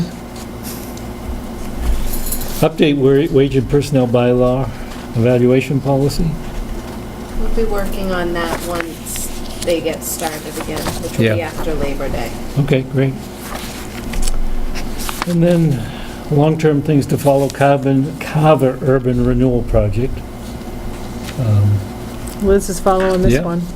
Rocky Harvest Settlement Compliance. I have not heard a peep out I haven't of either. anything, and I pass the truck every day when I go to work, and it's 8:30, so it's definitely not the first truck, but it appears that we do Good. not have any Good. issues, so So your calls to Mr. Rose have been well-received, I think. I guess, Great. squeaky wheel. Solar projects as proposed. What was that one? I think that's just if solar projects come up. Okay. Future exploration of shared services opportunities. I think as you meet with your town managers, just keep an ear to the ground and see what's out there. I got an email from Elaine Fiore, and she sent it to all of the women selectmen from Plymouth County, and they're planning to get together at some point in August or September to talk about different shared service opportunities. So I will plan on attending and let you guys know. I mean, we talked about just being thrown out there, animal control and IT and some other things that we might be able to do as a county. So, we'll see. I'm sorry, I missed that. She sent that to all? She sent to all of the women selectmen Women selectmen. in the Wow. town, or the Plymouth County, because we all have the annual Plymouth County meetings. Yeah. So she sent it to all of us, and Sandra Wright, who's from Bridgewater and also one of the county commissioners, spoke to me about it at an Old Colony Planning Council meeting and said, would you be receptive to this? I said, yeah. I said, I think it's a great idea just to get together and talk. So, anyway. I think so too. Yeah. Great. And Dennett Water Treatment Project updates, I guess Liz should be talking to John and... Yeah, if there's any updates, Yeah, we'll... okay. I have one or two just small things. I saw this in the municipal, the Beacon. The Duxbury, East Bridgewater, Hanover, Hingham, Hull, Marshfield, Middleborough, and Plymouth had done that flyover with GIS. Yeah, we were too Oh, late yeah. to get involved in that. Oh, was that it? Well, the assessors, I think, didn't want to do it, and we missed the window of opportunity. Okay, that's too bad. Yeah. I sent this out to you, a suggested letter. We've got a zoning agent now, but I still think we need to do something like this. Just saying, hey, we want to work with you, but you got to pay attention. I don't know if you remember seeing this. I didn't even get a chance to read it. I'll just resend it. Yeah, I don't remember that one either, actually. I think it must have come with a flurry. Liz, Probably. this is another grant opportunity. Okay, I'll give that to you. I agree with you. I think we should send something like that out. I'd like to see that one again, though. I'll send it out. Well, yeah, you could. You could put the zoning enforcement officer's name in there at this Contact info would point. be good, too. Yeah, the contact info, Yeah, that way people exactly. can get in touch. Okay. Did you want the Ricketts Pond Business Park added to that with the Carver Urban, or just leave it with you? I think Liz is just Yeah, following up on that. I'll follow it. Yeah. It may not involve us. I think through the parking lot, we've gone over the board's goals. Yes. Unless you want to call something out. Town administrators update. I signed an MOU with Old Colony Planning Council today for their technical assistance for the Green Communities Award, so that's the $7,000 that was part of the grant. And that just involves, they'll help us with the annual reporting like they did last December, and also help with some general sort of administrative things relative to the grant. So be grateful for their assistance. A few things I have on here we already covered, so I'm just going to bypass those.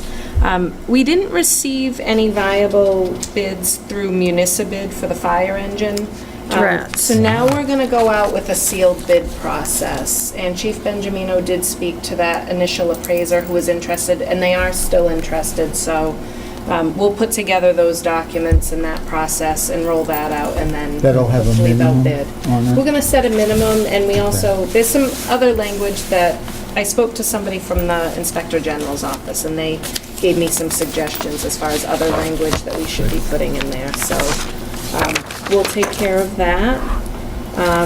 Old Townhouse responses are due by August 29th. We already covered that. So I guess it's just correspondence. We have 2 copies of the same document from the Visiting Nurse Association of Cape Cod. This is for their agreement with the Board of Health and to keep that going, and John needs to sign both of these for Board of Health. We need to vote anything or just sign? I don't believe that you need to vote anything. I think it's Okay. just signature. And both copies are the same, but they flagged where they need your signature. Okay. Let's see here. From Council on Aging, apparently Old Colony Elder Services is willing to provide us with an employee at no cost and no real changes, but they want us to run the Halifax Meals on Wheels program out of our center here for a little while they're in construction over there.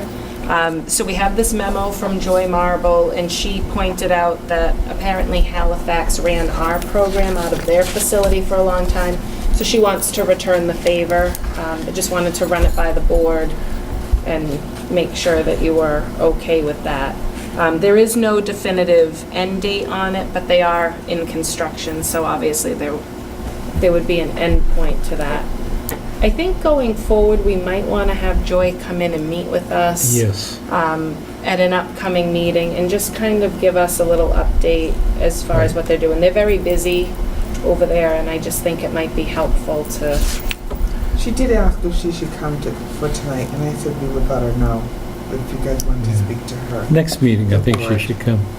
Yeah, maybe she can come and just kind of give us an update on everything that they're sort of doing. Because that construction's going to take quite a long time, Right. you know, to do. So I guess the Old Colony Elder Services will provide the employee, like the Okay. manpower. So we're not bearing any cost for that.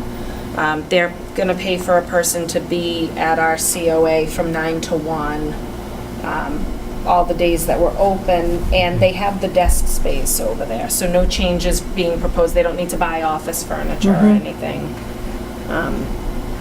anything major, but. So do you want me to just keep this and have her come in, or do you want to okay this but have her come in? When would this have to start? Immediately? They just wanted to know our thoughts. It was sent as kind of a general sort of FYI, like looking for, I don't want to say permission, it was kind of a loose seeking of permission. Today it was, they needed to know. Oh, okay. Oh, they So need that to may know. have changed from Okay. when they sent us. Okay, so I guess now it's changed and now they need to know. Probably scheduling wise, that's what I'm thinking. Well, if we're not paying anything and they're providing the resource, I don't see an issue Want with me it. to respond in writing and say that as long as there will be no cost incurred by the town of Plimpton, that we're comfortable with that, Yeah, but that we'd like a status update. right. Yeah, it's kind of a nice neighborly Yeah. thing to do. Yeah, she said that they did it for, I think what you said is fine. I'd really like to have her in and kind of get a vision of what's going on. Exactly. Because frankly, we never know, and things are happening there, and it would be good Right. that we know kind of beforehand rather than Well, yeah, when people afterhand. ask us questions, we're able to answer it. I mean, as more desks sprout down there. I know it. I want to be totally supportive, but so just we'll want to see know if what's she's happening. available for either the next meeting or the one right Right. after if she's not. Yeah, and Good. there's more she could do with Old Colony Planning Council Elder Services about possibly getting people in here to provide transportation and things, so Okay. it's good that she's working with them as well. Okay. Would you like a certain time? What do we have so Why don't far? we see what's coming up Yeah, before we, because we've got 2 weeks. let's see if she's even available that evening, and then if she is, we'll, Okay. So you figure that out. okay. Then we have an application for the use of Holtfield and Townhouse parking area. on Saturday, August 25th, or a rain date of the 26th for Plimpton Athletic Youth Sports. And they're going to have popcorn and drinks and some pop-up tents. Oh, how fun. Does that conflict with anything that's going on with the police station? It shouldn't. It's on a weekend. I don't think that the contractors are out there on the weekends, but we would obviously have to let them know. Yeah. Yeah, sounds good. So we'll pass it down for, Okay. we want to vote on that, probably? Okay, I'll make a motion that we allow the Plimpton Athletic Youth Sports to use the Holtfield and the Townhouse parking area on August 25th of this year. And if it's a rain date, August 26th, which would be a Sunday. Second? Second. All those in favor? Aye. Aye. Now, what do they have porta potties back there? They must They for the do, games. They do, yeah. They must. They do Okay, for the yeah. game. I think there's only one, though. Okay. KP Law, their rate has increased by $5 per hour. This went into effect on August 1st. And Hazardous Waste Day is scheduled for Saturday, August 18th from 9 a.m. to noon at the transfer station, and it is for Plimpton residents only. And the flyers are everywhere, and they've been up on social media and the website, so, Beautiful. Great. and that does it. Any, no Halifax Plimpton reporter? Or? More tales of old Plimpton. Which are very interesting. They always are. Okay. So, Board of Selectmen open meeting at 6 PM on August 20th. Are we still okay with that? Yes. Okay. And then we talked about, 2 weeks after that is Labor Day, is a Monday, so we talked about Tuesday, September 4th. Okay, so, And then we're probably, what, Yeah, then we're probably back on a regular schedule. yeah. So Weekly. September 4th, we'll meet on a Tuesday then. Great. We have minutes. We do. Anybody have a chance to read them all? they just came, didn't they? Well, they should have been out last week. I can't send any. I have to shut down, and if I go back in, it will send my email, and I'll be able to receive. So I have to do this every hour. Yeah, we gotta get Michael to figure that out for you. That's crazy. He remotely signed in last week for me. He didn't fix it. He said he did, and then today it was the So same he'll be thing. here tomorrow. Yeah. So I think he's gonna spend a little time. Just have me call him. So he can come see me first. Yeah. So do we want to save these for 2 weeks when we have a chance to read them, or? The other, there's really just those two. Did you see how short they are? It's the Atwood. I thought the two drafts were fine. The June 23rd and the June 16th. July 23rd, July 16th. And those have language that's taken right from Right from the... council? Yeah. The, I use the conflict. okay, Right. okay. That one? So July 16th? Yes. Oh, so I make a motion that be accepted as written. Second? All those in favor? Aye. Aye. July 23rd, I Who was the was, second on that? I'm sorry. We both. I was. Okay. I was not in attendance, so you two, and Okay. it is merely the language of The purchase and purchase sales. and sales, so All you right, guys so can I'll make vote a on that. motion that we accept the minutes of July 23rd as written. Second. All those in favor? Aye. Aye. One abstention. I read the June 25th, and I didn't see any problems with it, but I don't always register with these.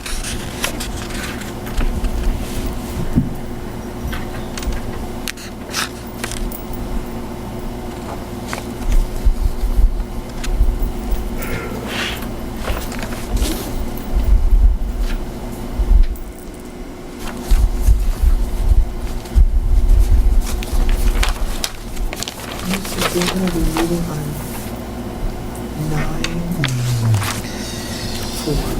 How about joint Yes, meeting Tuesday, 9:30. with Halifax? You have something on this? Instead of joint with Halifax, joint meeting. Good. We probably should have. So I make a motion that the minutes of 6:25 be approved with the one amendment. Second. All those in favor? Aye. Aye. Aye. So that's the amendment? That's the amendment. Yahoo! Okay, rants and raves? I'll go first. Sure. At town meeting, there was a lot of concern about filling positions, and people wanted everything posted and advertised, and it ended up going to vote, and I just think that, people that were concerned about our process for filling positions would be pleased that we have advertised and we're screening candidates, and we really professionalized the process, and that I think we've done a really nice job getting qualified candidates in here with, through professionalizing the process with Liz's help, so. I agree, yeah. That Yeah. the doubters, that, we've done it, and we've got a long way to go, but we're definitely heading in the right direction. Mark? I'll just totally echo that. It's really good, really good. So I have a rave for the fact that we still have characters in town. And we still have something called the hurdy-gurdy. What is a hurdy-gurdy? Oh, It is actually a musical instrument, but the hurdy-gurdy that the Albertis run every year is a gathering of as many people who want to come, bring your own tent, stay overnight. They do this every year. They build something. They built a Ferris wheel. This year they built a train. The train was all wood. It probably ran from here to the back wall. So it was a caboose, the engine, a piece in the middle, on rails, but the rails are made of wood too. And then every time, at sometime in the morning, they burn it. Really? This work of art they've done, it's just amazing. And we had the fire crew down there because they had gone and made sure that they had a permit and that there was a fire truck. It's just a crazy evening of people who come from all over. I saw Vermont fire license plates. And Did they have music? yes, they have All music. day. Yep. It was fun. It Yep. was a blast. Were you there? I Yeah. was there. Yeah. I set up on Friday. It was so much fun. Really? Dave and Vicky, it's amazing. Oh, how Music fun. all day, food, you bring, drop off, there's people cooking all on it. But the train was unbelievable. And there's a light show Yeah. that they do. Really? A laser show. I But it can't was imagine. actual train, it had the coal in it. Every once in a while it would blow out smoke. And then they put on a skit right before they burn it. And there was, the drum players gave you goosebumps. And there was dancers that came in, all from people around town. Really? Gail was dressed up, she was, oh my gosh. That I is heard, yeah. awesome. Yeah. They were kind of flimsy. Yeah, they were just. Yeah, I was almost they got tempted up and they did like a gypsy. It was a gypsy sort of dance. I was a little bit like, oh, but amazing. And I heard that they were making French fries at 1 o'clock in the morning. Oh my God, how Those are fun. right. Fixed the I next mean, it's day. just, That's fun. so that's my rave. I think we gotta, It was, and the fire department was right on, they were there all day the day before. And they had a it ball. was nice to see Yeah. everybody all together. That's great, that's great. We have a unique little Yeah. village here. We do. Okay, I'll So make 2 weeks is our next meeting? 2 weeks. Okay. yeah. I'll make a motion that we adjourn. I'll second. All those in favor? Aye. Aye. Good night. Night.